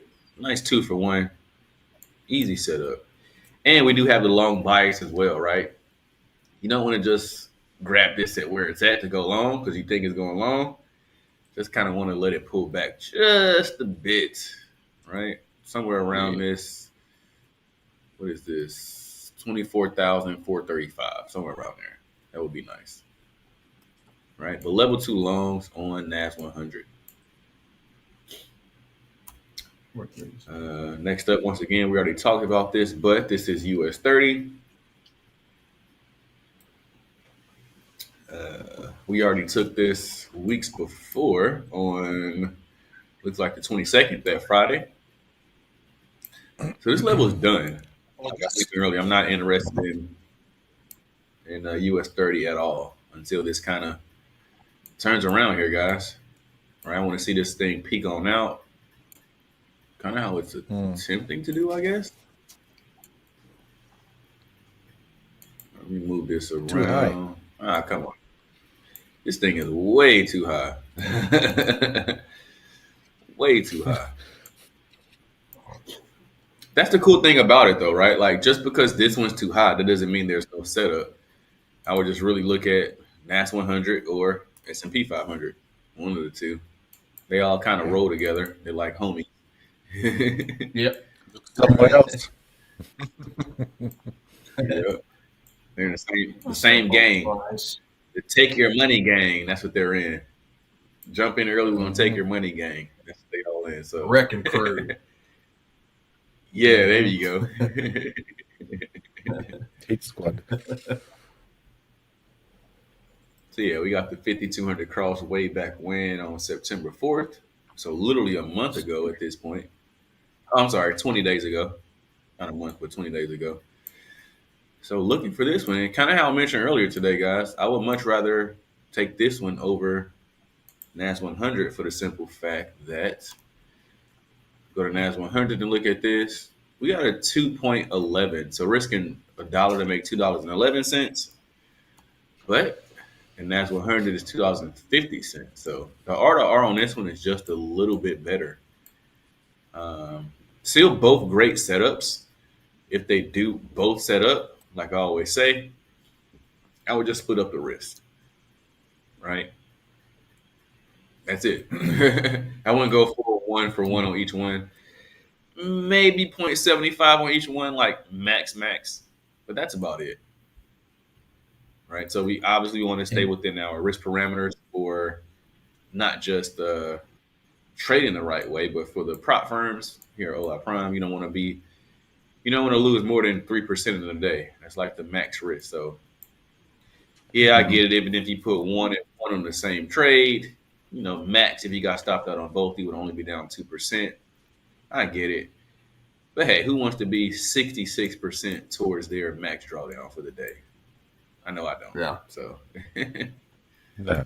right, just take The industry take the solid straight setup. out of comp. Straight out of comp. This thing will fly from California to New York in one trading second. So make sure you got the seatbelt on tight. Hide your kids, hide your wives, hide your kids, hide your Right. Oh, no. Right. So yeah, just split them up. Worst case scenario. And hey, these might set up this week, guys. I can tell we're kind of peaking out mainly because if this is prices constantly going up. Let's kind of do it like this, right? Even from here, right? I never really draw trend lines because I don't know. I can kind of already see this, but this is going up. But if you look at the TDI here, this is going down, right? So I'm expecting this to go ahead and fall off. I'm gonna delete this because I don't want this on my chart. But yeah, this should go ahead and peak out pretty soon, and we'll see. Yeah, definitely want to get that reload and we are level 2 longs on S&P 500. Tweaka. Next up is gold. Rich, you weren't here yesterday, or you weren't in this session yesterday, but I was talking to Tiger and Alex that I know we've been looking to take gold long for the longest, right? So I've actually finally got an opportunity on Friday. We had the 5,200 cross. Price did not touch the 200 at all until here, right? So I was able to take this long on Friday, right? Made a little bit of money off of it. It did not hit TP before the close of the day, so I went ahead and closed it with a small profit. So not too much, right? But it was there,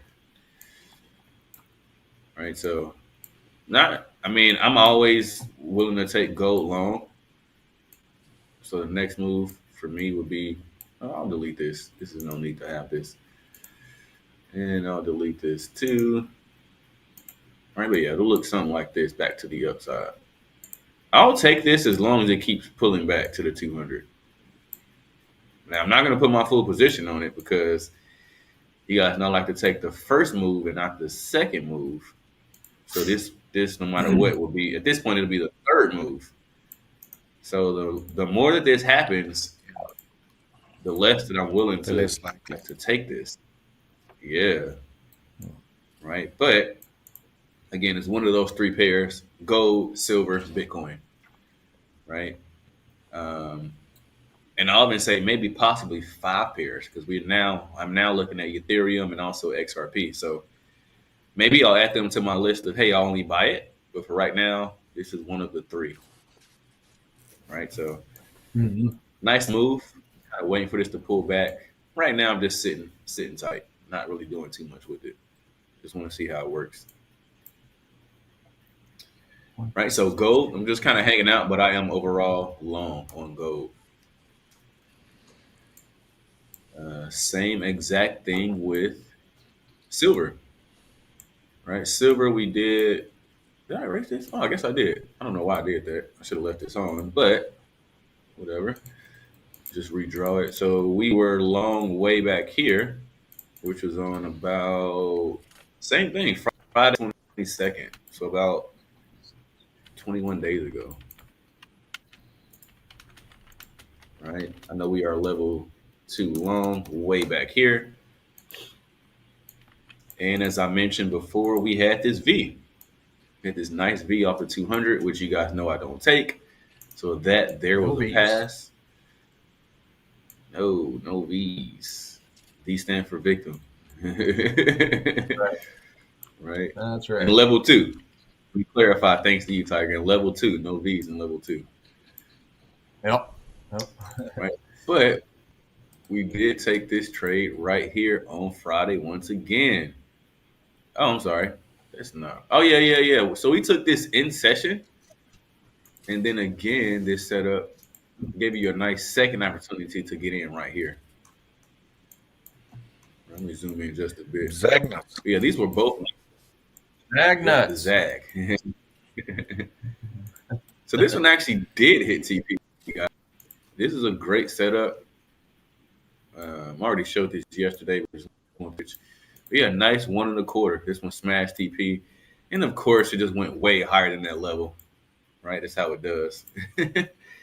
But once it broke past here, this is no longer level 2. Level 2 was everything before this level. Now we're looking at level 3 or peak high, which I don't trade. So this, for me, is a pass. I'm not interested in silver anymore.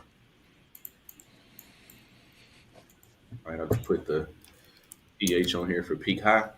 So this is nothing. Nothing. Peak high, too high. Yeah, peak high, too high. I don't like it that down high like that.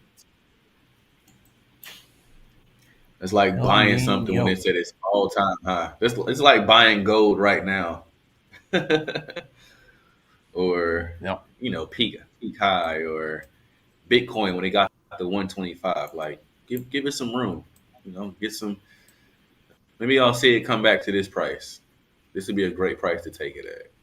Maybe the 200 EMA will be around there by that time, right? Something like this. Oh, come on, you. Then this space would be not too bad to take it at. All right, but right now, this for me is in hell no. Hell no. All right, so pass on silver. Crude, I'm gonna delete this. Crude has turned the exact other way. You guys can see the drawing I have here. We had the 5200 cross. I was hoping they would have made some type of M structure back to the downside for nice one, which it did not. Yeah. All right, so I'm gonna delete all of this. Yeah, literally went the exact opposite way. Which is cool. This is one of those reasons that, hey, make sure you're sticking to your rules. Don't jump in trades early. Let price action play out. As many good trades that I get in, I stay out of a lot more bad trades. And this is a perfect example. When I have to delete my drawing and redraw it, yeah, it's just never set up.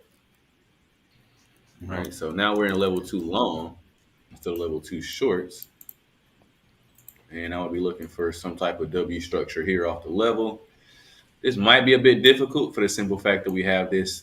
Oh, whoops, that was an ugly drawing there. Let me do it like this.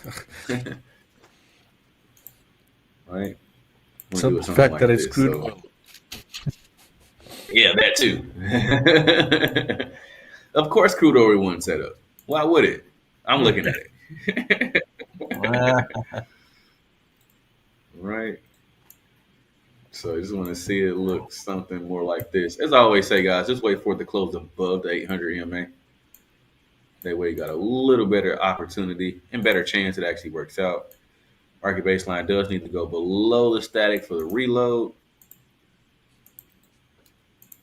Right.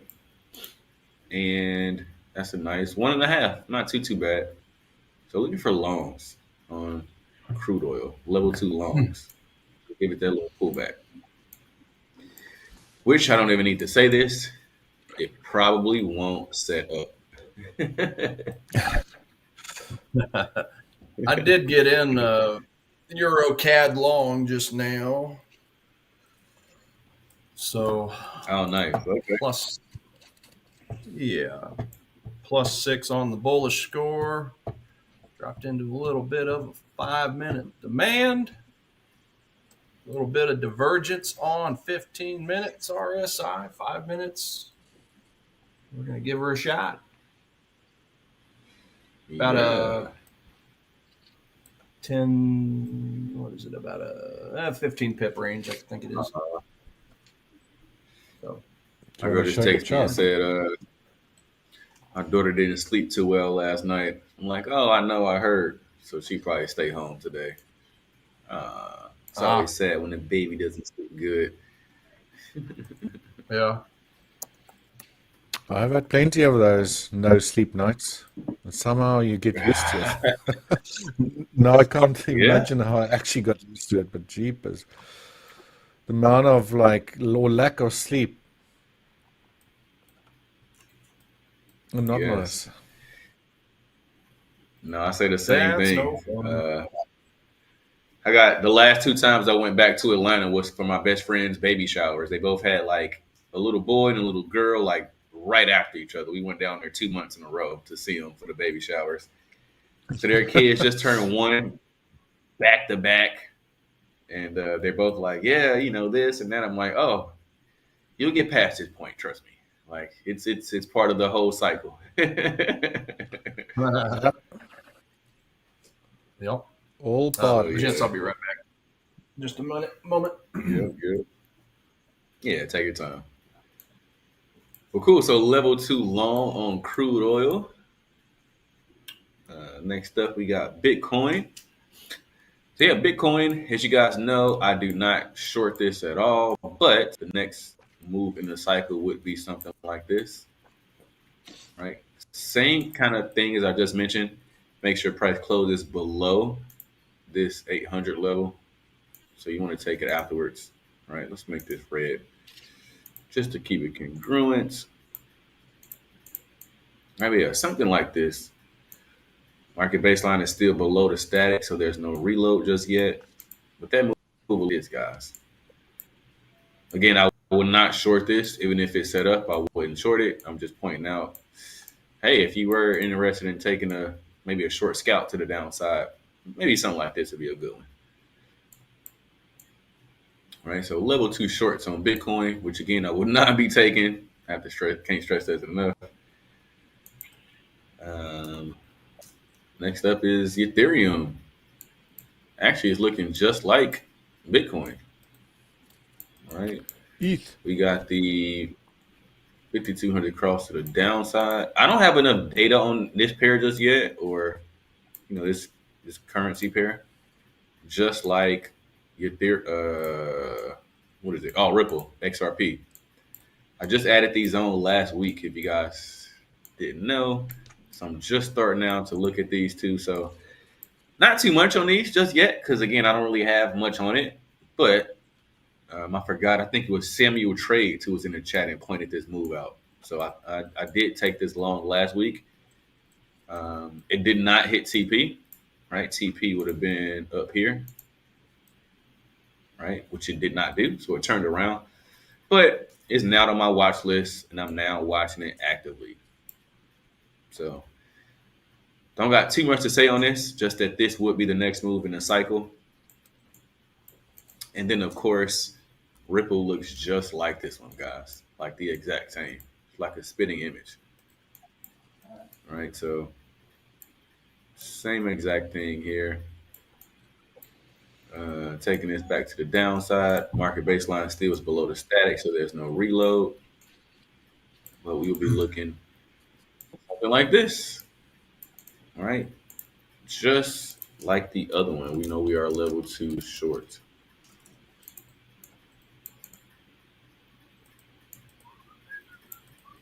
Oh, so funny. All right, so next up is the peso. You guys know I don't trade this, so just look at it. So just move on past this one. Cool. So let's get into some Forex pairs. Right now, this is looking weird. That's why there's no markings for this. I'm gonna leave this one alone altogether. I do see that we have the. Oh, let me put this up. We do have the 5200 cross here. All right, so we are in level 2 long. But we already have the move, which is this W structure here. It was actually 2 moves, guys. One was here, which is the W off the 200. And the second one here was the level 2 money trade, right? As I always bring out, once they break this high from level 2, this move is done. Yeah, it came back down here, but this is nothing for me. This is the second move off the 200, which I don't take. Unless, again, it's gold, silver, or Bitcoin. So for a cryptocurrency pair, this is nothing. This is just a pass. Done so. All right, so nothing on EU.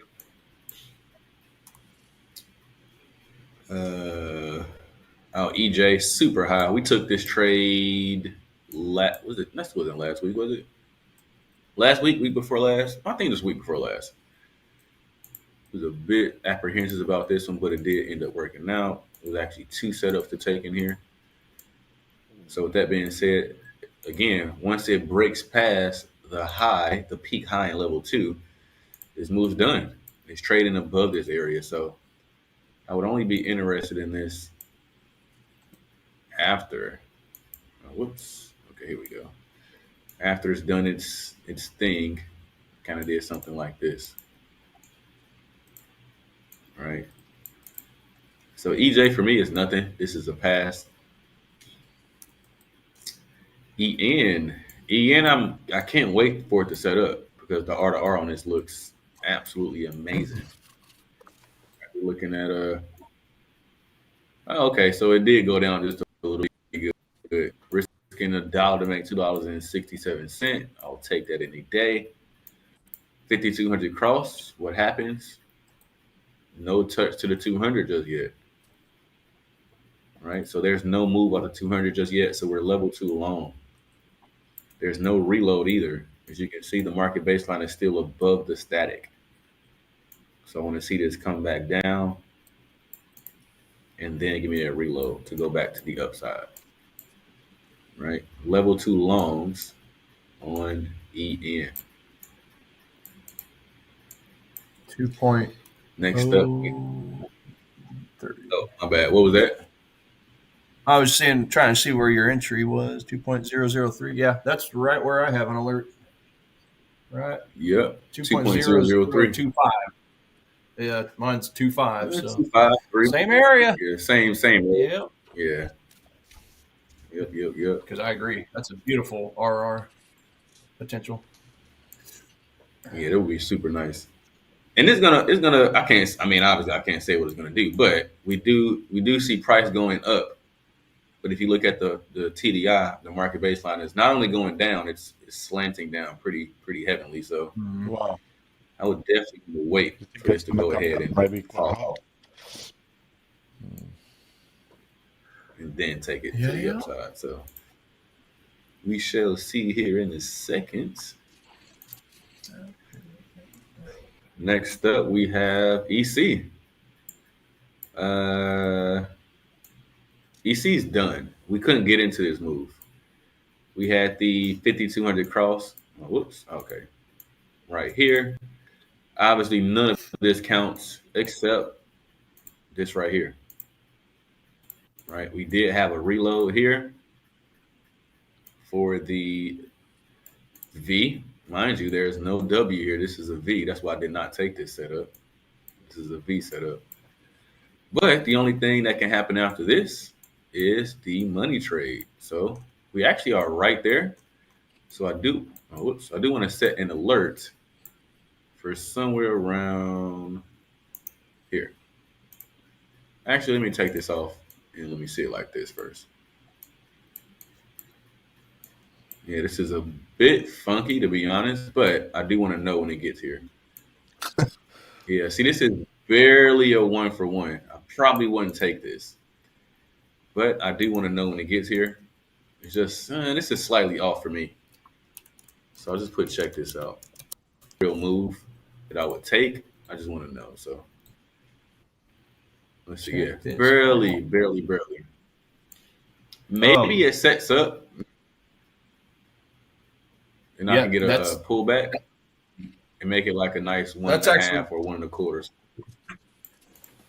That's actually the one I just got in. Yeah, if you don't mind, you mind flipping over just for a quick minute? Oh yeah, of course. Yeah, just for a quick minute. Back in. Show your boys some love. Yeah, long. Yeah. Okay, I feel pretty good on the pretty decent about it on the 5-minute time frame. Yeah, back end if you would. We'll flip over to me for a quick minute and show my entry. So yeah, EuroCAD +6 bullish bias for sure. And just looking at the 1 hour time frame, we got higher highs, higher lows. The current leg that retraced is still above the low point, the more recent swing low. So yeah, I just found a little 5-minute zone in there. Okay, so there we go. So yeah, pretty good move up. Now just isolating the leg where these demand zones are, it's a lot. I mean, that's really, really strong momentum, right? Broke the recent top. And then on the retracement, that's where it started getting a little lazy. Now the last leg was pretty strong drop, but just like all this time, like when we had that up move, so that was 8 a.m. So that's 5 hours of an up move, right? Compared to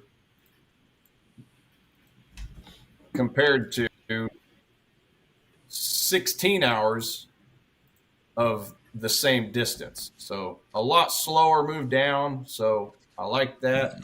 I like seeing that we did have a little bit slower of a down move within a channel vibe.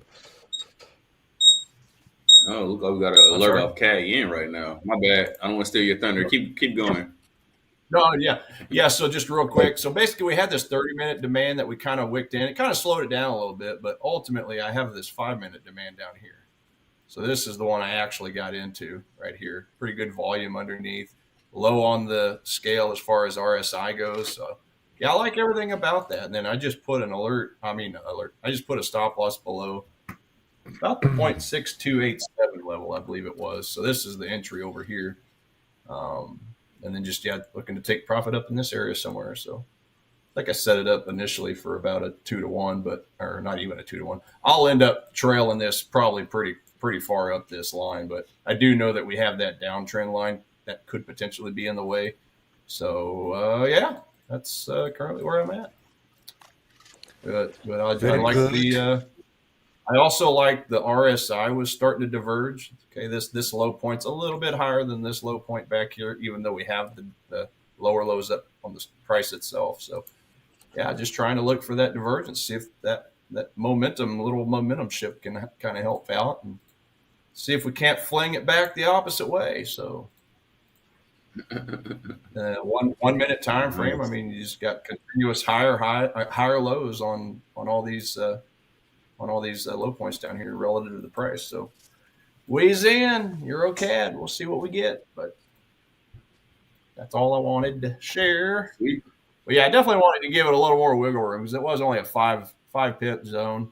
So I just gave it a lot more breathing room. Oh, one sec, guys. One sec. I'll be right back.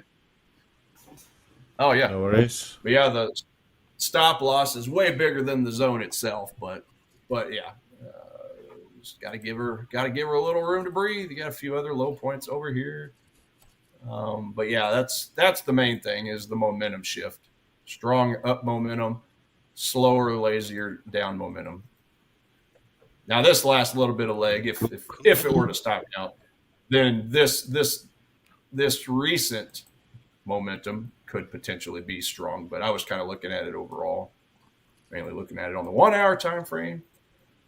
But we'll see. We shall see. Can't play if you don't try. Can't win if you don't play. Yeah, got to be in it to win it. No. In it to win it. And then, yeah, meanwhile, besides that, I was still watching this CAD Swiss short. So still just keeping an eye on this. I got in a small position on that Euro CAD. Now, obviously, this is another Canada trade. And both of them, I'm selling the Canada. So, yeah, because I got in a small percentage, smaller risk on the other one, I might be interested still in taking another small position on this one. So be doubling up the risk on the currency, but with way less risk. So I'm okay with that. Spread the risk out over a couple pairs. And that's basically where I am at. Waiting on my receipt on this one. But yeah. Sweet. That's where I'm at currently. So back to you, Mr. Michael. Getting that little up curl. I like that. All right. Nice. So long as we can break this little trend here. Oh, okay. So we're already ahead of it.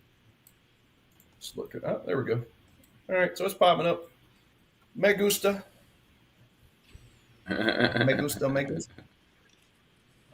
Next potential trip up would be this little point here and this little point here, but Rich, your UJ trade is looking pretty good too, I'd imagine at this point. Yeah, it's still got a while to go. I've actually trailed. We can maybe switch to my chart before we continue. Yeah, go right ahead. Not massively, but I mean, it's just not been looking back. It's just went straight through. They broke that high. Yours should be at profit almost, shouldn't it? Yeah, my TP is at 55. It's at 42. It's 13 pips away. Oh, nice. And you guys closed above that 4 hour supply zone. So yeah, that's what I was thinking, that you should be able to close through that. So that's definitely looking better. I'll close this in a second. I've already tightened the stop a little bit, but I mean, I could probably tighten a bit more. I think it's similar to what you do. If we get halfway to my target, I'll really tighten that stop even more. But yeah, not bad. I mean, I'm not going to close it now. I'm just going to leave it. Hopefully it does its thing. Right. I'm just in the beginning of it, and you're towards the end of it. Let's see. Cool. Nice. You want to take them back there, Sweet. Michael? Yeah. Back in and get it on back to me. I'll go ahead and finish out the deep dive here. Cool. So we left off on EC, right? Yeah, it was EC. You just got into this one. Okay, cool. Just give me 1 second. Yeah. Okay, cool. So yeah, I already mentioned this, but yeah, if this gets up here, that's why I just set this alert. This will be my level 2 money trade right here. So I would take this. If this kind of can jump up there. There's no news today at all. Well, no red folder news, so should be good to go. Mm-hmm. If this does set up, and I will gladly take this move. But since it is kind of short, maybe like I mentioned, I want to see a pullback to this 13, almost like a 1.5, maybe a 2 for 1, and then run up.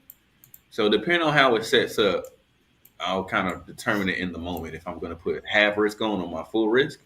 But either way, I'll take this trade. This is the next move in the cycle to take. Right? 5,200 cross, move off the 200, as I always say. The next move is off the 50. This is the bounce off the 50 going back long to take out these highs. So I'll gladly take this. Just got to kind of wait and see how much I would put on it and what it looks like. Right? Because right now, we do have this outside the band, so maybe it'll look something like, kind of do it like this for a bit. So maybe that move will look something like this. And then to the upside, I would love that. All right, we're small to be out of it. But yeah, either way. Definitely wouldn't be looking at it on 1 hour, but 5 minutes, yeah, I'd be okay taking that small stab. Right. No, for sure. It's funny because me and Rich are in the move right now, UJ long, and then you and I are looking at to take the same move, EC. So once again, different styles, but looking at the same thing, as we always say. Yeah. Just a little different time frames for me. I mean, just looking at the quick one there. The quickie. Right. So yeah, EC level 2 longs. Then let's talk about this one. Yeah. Talk about Euro pound. This damn Let's hear thing. about it, Michael. This damn thing right here. See, they got pretty with this move right here and wanted to not make the move off the 200 and just ran off of it. If they would have made this move off the 200, I would have grabbed this. But seeing as if we zoom in here, just toying with you at this point. Yep, it's cool. It's cool. It's cool. It is totally fine. I'm gonna wait. It's gonna be so satisfying. I'm like, I waited 3 months. It's like that girl you date, took her on several dates, hang out and everything. Like, oh, okay, it's about time. That's what it's gonna feel like.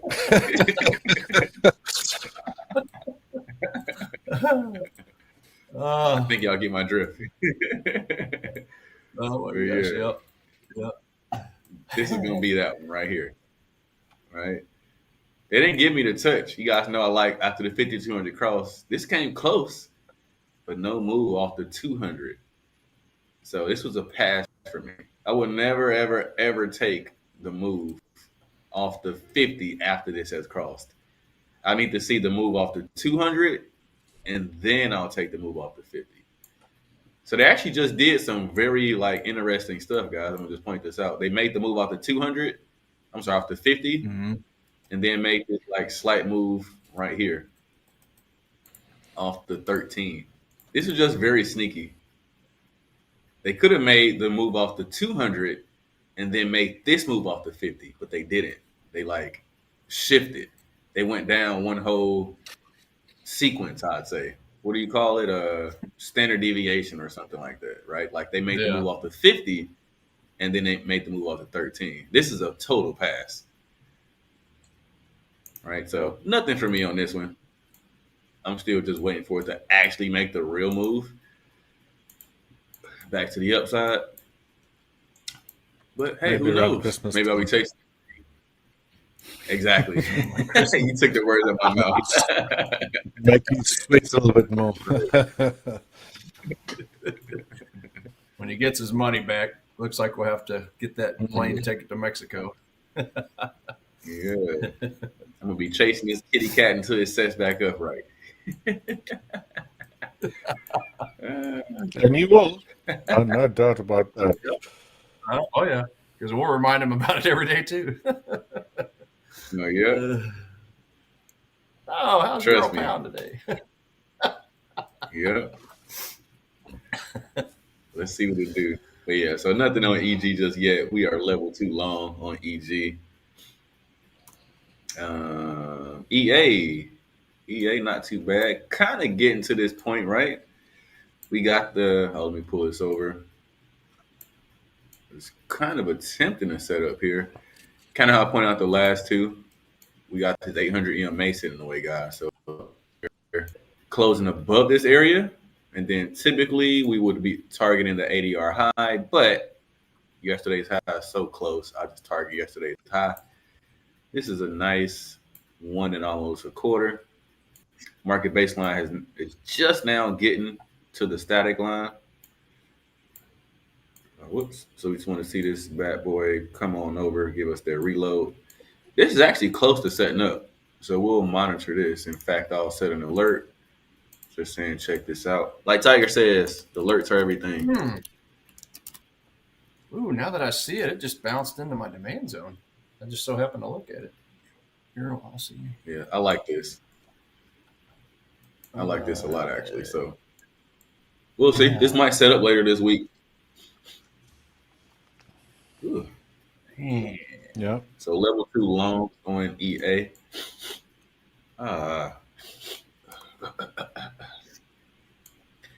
GU. GU is level 2 short as well. All right, we got this fresh 5200 cross, of course, so we know we're level 2 short. And I'll be looking for something like this. Oh, this looks a little short. Yeah, so this is a pass for now because risk to reward is off, right? Let me scoot this up. It's barely a 1-for-1. I just don't like this. I will wait. I would much rather just take something else than this. If I did, it wouldn't be a full position. Yeah, it's just not quite there. This will need to pull up, give me a nice at least 1 1/4 or something. You know, somewhere around there. Then I'll be interested in it. But overall, it's not the prettiest. But we'll see. We'll see what it looks like when it sets up. So still level 2 shorts on GU. GJ has been a pass for a minute. I just don't like the way the price action is looking on GJ. Just look at this. Look at this to the left. This is ugly. Yeah. Hideous. I don't like this at all. It's that static that we're talking about. All I hear is shh, like an old school static TV. The signal's all messed up. This looks ugly. Yeah. That's what it is. Right. Good description.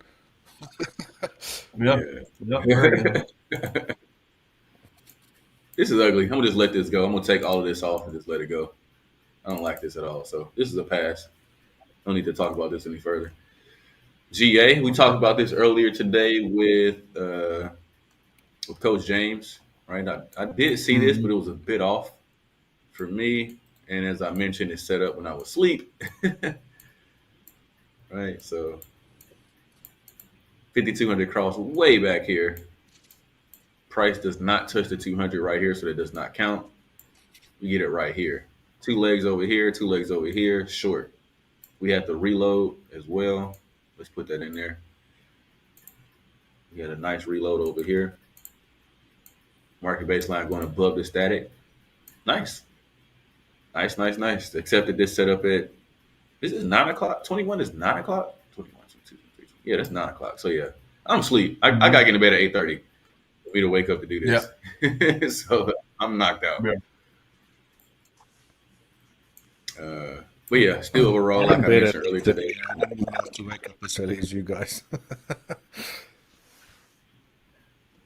I'm going to bed early. I feel like an old man. It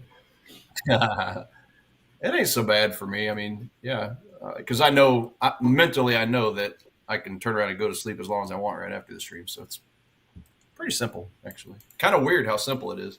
I thought it'd be a lot harder, but it's really not.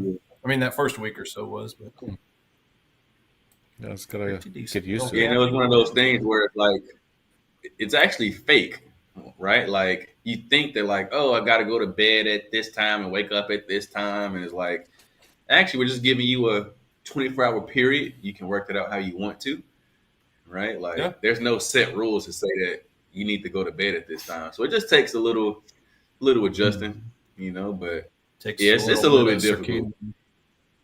Circadian rhythm. Circadian rhythm, exactly. Yeah. Exactly. So I agree. So good. Yeah. GA level 2 shorts. We got 30 minutes left. Okay. I'll definitely be able to get finished today. Cool. So GC, not too bad. This one might set up later, guys. Maybe not today, but let's zoom in a bit, kind of see. Yeah, so this looks a little funky. I don't really want to take this until we can get some close below this 800, which may not make sense at that point. Yeah, so it's barely a 1-for-1. In fact, it's just shy of a 1-for-1. So this one's iffy. I don't know about this. Let's kick it up one. Let's see what it looks like on the 4-hour chart. Actually, it's not too bad. Man, it's actually not too bad. This is a riskier trade, though. I'll say that. Because you could technically take this now, and then when price gets towards the 800 EMA, just pull it off. But it'll probably just end up bouncing back, right? Like it'll end up, let me scoop this over. It'll end up doing something like this. And we kind of got this move here. You'll see something like this. You move your stop loss to break even. It come back up, knocks you out, and then drops. And you're like, I was close. Yeah, close don't count. Mm-hmm. Just horseshoes and hand grenades. Right. See, close does not count. So this was a bit funky. I'll be honest. This is more be what I would call a scratch the itch trade, a riskier trade. And let me change this too, actually, because technically, you can see the reload over here, right below there, little kind of cradling it. Market baseline is already pointing down. This isn't a horrible trade. If this does kind of come up here and bounce off this, makes a move, I'll probably let it go, to be honest. I'll probably just let it go. But it's close. This is one of those times where I say the next move in the cycle is there, but if you can get in it, that's a whole nother story. Right, this 800 EMA is just sitting away. It's pretty, not the greatest. So, kind of want to just let price action play out a bit. But don't be surprised if I say, "Hey, I did take GC for a little piece. I took a stab at it." Won't surprise me at all. It's not the cleanest. Not at all. Yeah, just not the cleanest. So yeah, still level 2 shorts on GC. We'll let it play on out. GN is easy to see. Wow, we got the 5,200 cross. Price has definitely not touched the 200. Just want to see some type of move back to the upside. This isn't bad. Nice, nearly almost a 3-for-1. Right? Market baseline is still not below the static just yet. So let's wait to kind of see if it pulls back into the area. And yeah, then it'll be nice right here. All right, so level 2 long GN. GF is dead. I don't want to touch this at all. I'll scoot this on over. Want to see, yeah, something more like this. Ugly. Yeah, this is, it's more than anything, it's peak low for me. This is way too low to be trying to take this even lower. And then I'm not into time and trying to high, right? Or the low in this case. I'm going to delete this too. So yeah, just let me see that W structure. Right? We got the peak low. And then we can take this back to the upside. So yeah, this is gonna take, this probably won't even happen this week. It's probably happen next week. Right, so this is peak low right now. This is nothing for me. USD CAD. I wanted to take USD CAD, but it never made the move. Right? It's actually pretty high. So you got a long way to come back down. So I want to see something like this. Back to the upside.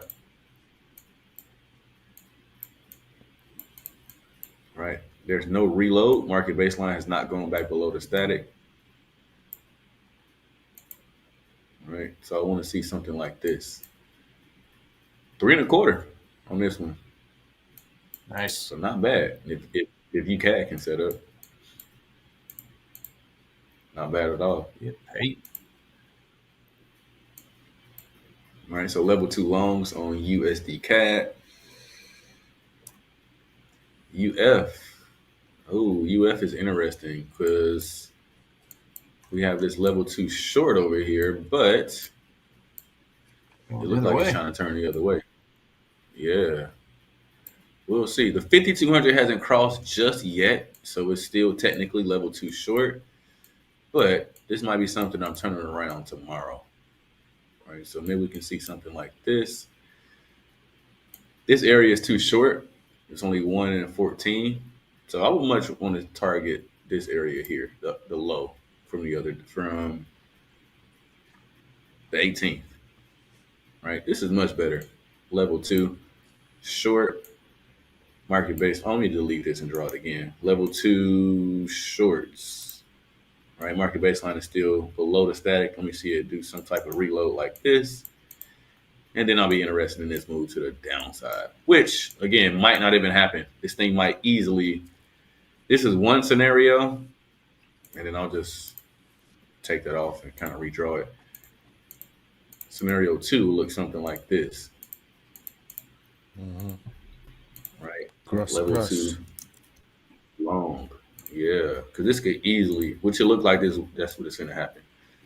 All right, give us some type of W structure back to the upside.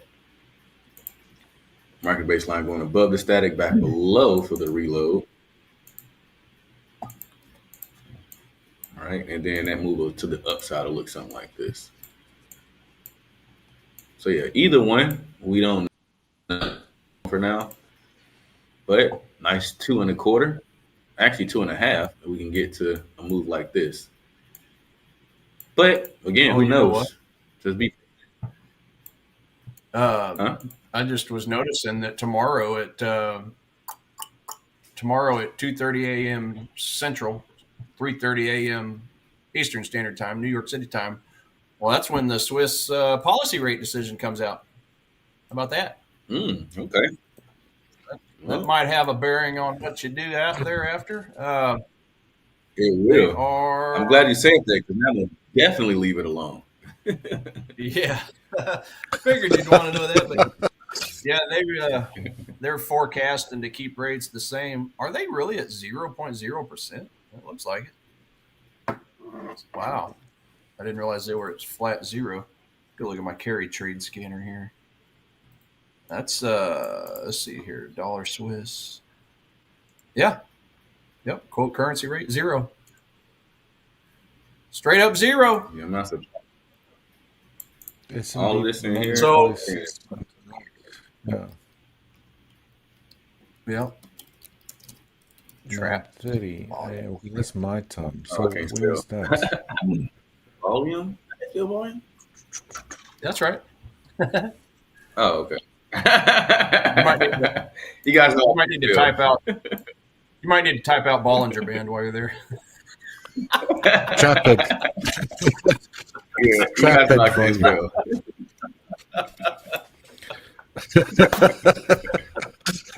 You guys like Israel. 100% right, Michael. Oh gosh. Yeah, I maritime suck interest at rate while you're there. That's one you definitely want to know about. Right. So we would definitely leave this one alone because I cannot tell. This is probably why it's so ambiguous right now. Tears of my eyes over here. Yeah.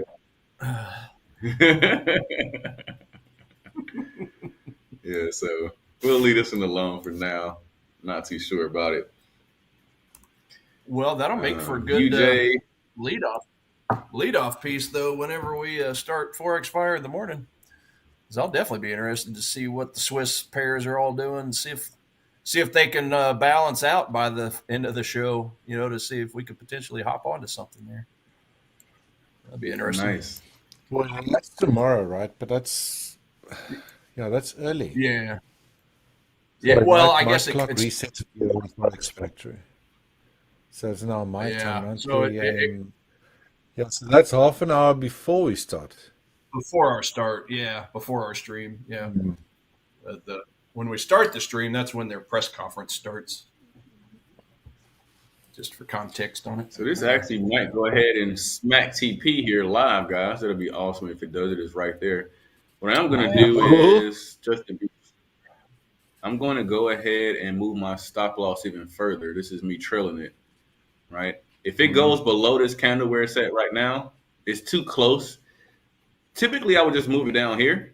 But when it's this close to TP, I don't even chance it. If it goes below this candle, don't want to give it back. So we at 146.38, right? So let me put my full screen on here. I was at 146.38. So we up pretty nice, $2,100 on this position. 146.38. All right, so let's move this. Oh wait. Oh dang it! I just missed. Hold on, let me do this again.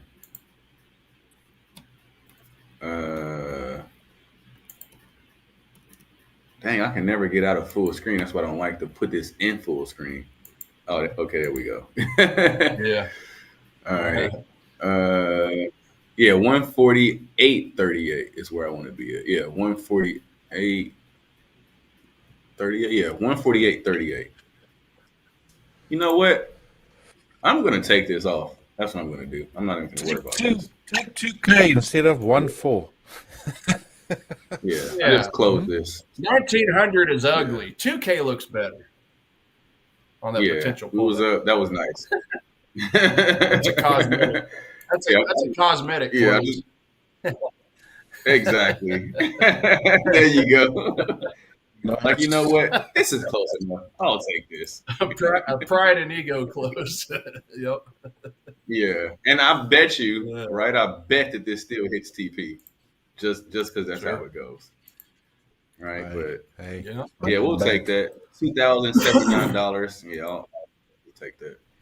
But just how I always mark these out, guys. Same exact thing as I always point out.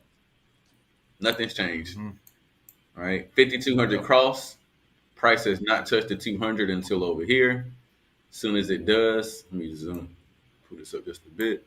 Right? As I mentioned earlier, I would have wanted to see this outside the band, which it wasn't, which is still fine. I don't really care too much about it because the bodies on the candle happen right here. So they didn't hit it over here, but they did hit it over here. Nice run up. Bang, we in here right here. Right? This is a perfect trade. Not a Mona Lisa, but a perfect trade. Like, just gorgeous. Yep. Gorgeous. Well, that's probably pretty smart. And actually, step on it. Flying. Probably pretty smart to step out anyway, because on your 30-minute and lower time frames, you're starting to get the RSI divergence. So it looks like the momentum's trying to swing the other way slowly. Anyways. Michael, Sorry, Tiger. Michael, this is Tom, Bravo Zulu just joined. Asking, Hey, what's up, Tom? Michael, on your trades, do you execute your trades using the 1 hour time frame? And if so, can you tell me more about why? Yeah, I actually do. It's very, very, very rare that I execute on the 15-minute. I like the 1 hour. I live here, basically. I like the 1 hour chart. I like to think of it as it's not too close to the noise, and it's not far enough. Like it's not too far either. Like the 1 hour is pretty good. I will zoom down to the 15-minute chart sometime. Right. I will zoom in to the 15-minute, but I like the 1 hour. I think the 1 hour is cool, and I think it's more or less because I don't know. That's why I was brought up on. That's why I grew up at. In essence, it's kind of like that mid-level between swing trading and actually day trading or scalping. Right. It's like right in the middle. I don't know. You kind of get the best of both worlds. Yeah, that's my sweet spot. It's right on the 1 hour chart. Now, again, I'll kick it up to the 4 hour chart just to make sure that I have 4 hour confirmation, like on this particular candle, right? Since I'm going long, when that candle closes, I do want to see that price is above the 13 EMA, right? And again, this is just I just want to say this doesn't happen all the time, guys, so don't take this for word, but a lot of the times, as I'm sure you guys seen, like once it does set up the right way, it skyrockets. Like literally, there's no coincidence that I took this trade right when this candle closed. This is a little to no drawdown trade. 3 huge ass candles, excuse me, 3 huge candles just skyrocketing towards. You can say that again. The +7. This price going to take me +7 here. Yeah, +7 at your back as well. So that definitely helps. Yeah, this definitely finna hit TP right now. Well, you guys see me live. Take it off a little bit early. That happened. Yeah, I'll take it at 2,000. I am still in. It very easily could have taken a couple $100 away from you too. $200-300. Yeah. That's full transparency. I'm actually in this in all of my accounts right now. So for the stream, I closed this. But I am still in this in all my other accounts right now. So count accounts, but not really. Can I share some mo? Nice. Yeah, actually, I won't. I'll just leave it alone. I'm still in this in the rest of them, but it's right there. But yeah, once again, guys, just to kind of give some more context again, Tom, I love the 1 hour. It's almost perfect. And to be totally honest, like it just gives me that extra little sense of I don't have to be right in front of the charts like all the time. Like I know to check the charts at the top of the hour every hour. So, if I'm doing something, let's say an alert goes off and I don't know, I'm doing something, whatever that may be. I might be in a pool. Let's say it's 9:34. I know I got 30 minutes to actually look. There's no rush for me. So I like that aspect. 15 minutes is cool too, but I don't really like to get closer than that because that's just not my style, right? My personality, it doesn't really fit for that. I like the 1 hour and the 4 hour. Every now and then I'll take trades off the 4 hour, and every now and then I'll take trades off the 15-minute, but 85-90+% of my trades are executed on a 1 hour chart. You don't ever mess with like a 30 or a 2 hour, like a 30-minute or a 2 hour zone, time frame. Nah, if you look up here, I don't even have those on here. I don't have 30 or 2 hour. I don't even know I got 5 up here. To be honest, I never look at that. That should be 15-minute, 1 hour for. I'll look at the daily for like, I guess questions more or less, or if I take a trade on a 4 hour chart, then I'm looking at the daily because I want to make sure that the price is on the right side of the 13 EMA on the daily chart at that point. But yeah, that's pretty much it. I don't even. So Yeah, the I don't 13 even mess with it, to be honest. So you're wanting, okay, so if 1 hour is your if you're looking for a close on the 4 hour for your one execution, then remind me again, are you still looking for a close on the right side of the 1 hour chart as well of the 13? Does it have to match both time frames? So yeah, I don't like the trade, and that's like that small variance, because if I'm taking a trade on a 1 hour chart, if I'm taking a trade on a 15-minute chart, I want price to be above on a 1 hour chart, right? Okay. In this case, I want it to be above the 13. Yeah. If I take a trade on a 1 hour chart, I want price to be above on the 4 hour chart. If I take a trade on the 4 hour chart, which is pretty much as high as it goes, I want it to be above on the daily. I wouldn't take a daily trade and hope that it's above on a weekly. Like, that's too far for me. I'm not a swing trader, so I wouldn't go that far away. But that makes sense. Hey, funny enough, speaking of trades once a week. Exactly. Hey, funny enough though, guys, now that y'all didn't pretty much scroll me up to looking at this, this is a perfect setup that I would take on a weekly chart on UJ. Right? This is funny. M structure, pull back, hit the 50, and drop. I would take the trade right here to the short side, basically. Well, now, again, I wouldn't take this because this is just way too far. Like, I'll be probably holding trades over the weekend or something. But you'd be getting out by Valentine's Day. Exactly. Exactly.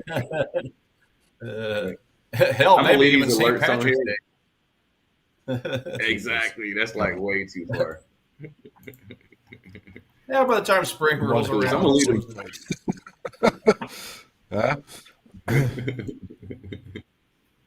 that would drive me mad. This on here. Long term like that. Just didn't see it. Dang, we only got a few more minutes. So I thought I was going to get through this, but I guess I'm not at this point. That was too far away. So, yeah. Do what you can. So yeah, AUD CAD. We got the. Let me update my what's the name. Yeah, AUD CAD. We got the fresh position here. Yeah, so we got a fresh 5200 cross. Whoops, that was USD JPY. What was that? Plus 279. Perfect. All right, cool. So yeah, we got the fresh 5200 cross here. All right, so I'm long at this point. Level 2 longs. And looking for some type of move like this back to the upside. Market baseline going below the static for the reload. All right. And then that move to the upside will look something like this. Okay, so yeah, nearly a 2-for-1. Can't complain about that. Pretty close. Level 2 longs on AUD CAD. I thought this was going to be short, but I think I might have said this before. I literally love when AUD CAD sets up, but this is my highest. This is my most profitable pair. So if this sets up, I'm definitely taking it. Yeah. In fact, why that is. So much so that I have no idea. Yeah. I don't even know what data point I'm missing or what, but for some reason, this one seems to respect the cycle very well. Like I hit on this one a lot. Nice. And then my worst is AUD NZD. So I don't like to take those setups. Stay late. Yeah. So it must be something about the Canada. Huh, interesting. Mm-hmm. There's something there for sure. Well, yeah. Cool. So yeah, AUD CAD, level 2 longs. NU is easy to see. We got this fresh 5200 cross to the downside. I want to see this come back up. Give me some type of structure here. All right, I'm gonna try to run through these in the last few minutes, guys, before we jump off. This happens every day, no matter what. It don't matter what time I get started at. This happens every day. Level 2 shorts on NU. So yeah, no, obviously 5200 cross. Price has not touched it, so I'm waiting for this move to the downside. NZD CAD, same exact thing. All right. Looking for moves to the downside. What does this look like? Oh, okay. Still a 2 1/4. Not bad. Price did go above this for the reload, but this is a fake out, guys. I always like to point these out. Yeah, we have the reload, right? Saying, oh, market baseline is going down, but there's no touch to the 200. So this is nothing. Right? We got to have them agree on the same term. So still level 2 short on NZD CAD. NF, same thing. Right? Looking for price to come down to the 200. Well, up to the 200. Give us that reload, which has not happened yet. Whoops. Level 2 shorts. Right? And I'm running through them really quick, guys, so it can get done. Same thing here. This one is kind of close, but I want to be a little bit careful because, yeah, actually, this is probably a no-go. It's only a 1.1, so I really wouldn't take that unless it looked perfect, or I probably put a half position on it, right? But either way, still level 2 shorts. Oh, dang, what is this? I don't know. I got all these on here. All right, whatever. Level 2 shorts on AU. AF, same thing. Level 2 shorts as well. Just wait for it to close below the 800 EMA. Nice 1.3. I can take that. Market baseline is just now getting to the static for the reload. EF. Ooh, EF is funny looking. This is a pass. This is really low. You see, we already got the move, the 5200 cross here. And then we already got this move off the 200. This would be the second move. So I wouldn't take this. So this is a pass. CAD yen. Auto chop. CAD yen is really close. I think I would. CAD yen is more or less. I'm gonna take this off too. It's more or less looking like a W structure off of this. So I'm sorry, not W, head and shoulders. Right. So I want to see this come back one more time and then go back to the upside. And I'll take that move like this. And the reason being is when we got this head, we got 1, 2, 3, 4. We got a decent amount of candles that was below this level. So this is a head and shoulders pattern to me. Right. So it's not the typical W. FJ. There's nothing on here. FJ is a pass. This is peak high. CAD Swiss. CAD Swiss is really low, so this is peak low. There's nothing there. Oh, I got this. 2 minutes to spare. We're on the last repair. So yeah, same thing, guys. I'm looking for a move like this. This is in peak high, so I wouldn't be interested in this at all until it got to here, right? AJ. Oh, AJ has turned around the other way, so this is nothing at the moment. We just now got the 5200 cross to the upside, right? So this is level 2 long at this point, right? Level 2, whoops, level 2 long. Sorry for the all caps. Oh, that looks funny. Let me change that. Level 2 long. And need to see market baseline go above. Oh, oops. Market baseline go above and below the static for the reload. All right. Give us some type of move like this back to the upside. That move will look something like this. And I'm rushing here. And last is NJ. Right. I'm not too sure why NJ is one way and AJ is the other way. So be careful with that. One of them going to be dead wrong. And the other one is right. So just be careful. Yeah, with those. Good. And that's it, ladies and gentlemen. Hey. Good timing, Michael. Ran Thanks across so the much. finish line. Awesome trades, guys. I'm keeping mine open. Yeah, same Yeah, trade me as too. Michael. Michael booked his already. Good done. Well done. Yeah, guys, please do stay tuned for our next round of coaches. Pre-market pulse coming up. And then also the leading us into the futures trading guys when they tackle the futures markets. Thanks for watching. Hope you enjoy the rest of your day. Michael, Tiger, I'll check you guys tomorrow morning. Hey, Have a good take one. it easy, guys. Adios. Adios. Have a great day, chaps. Coaches. Amigos. We'll talk to you later. Hola Prime. Trade with transparency.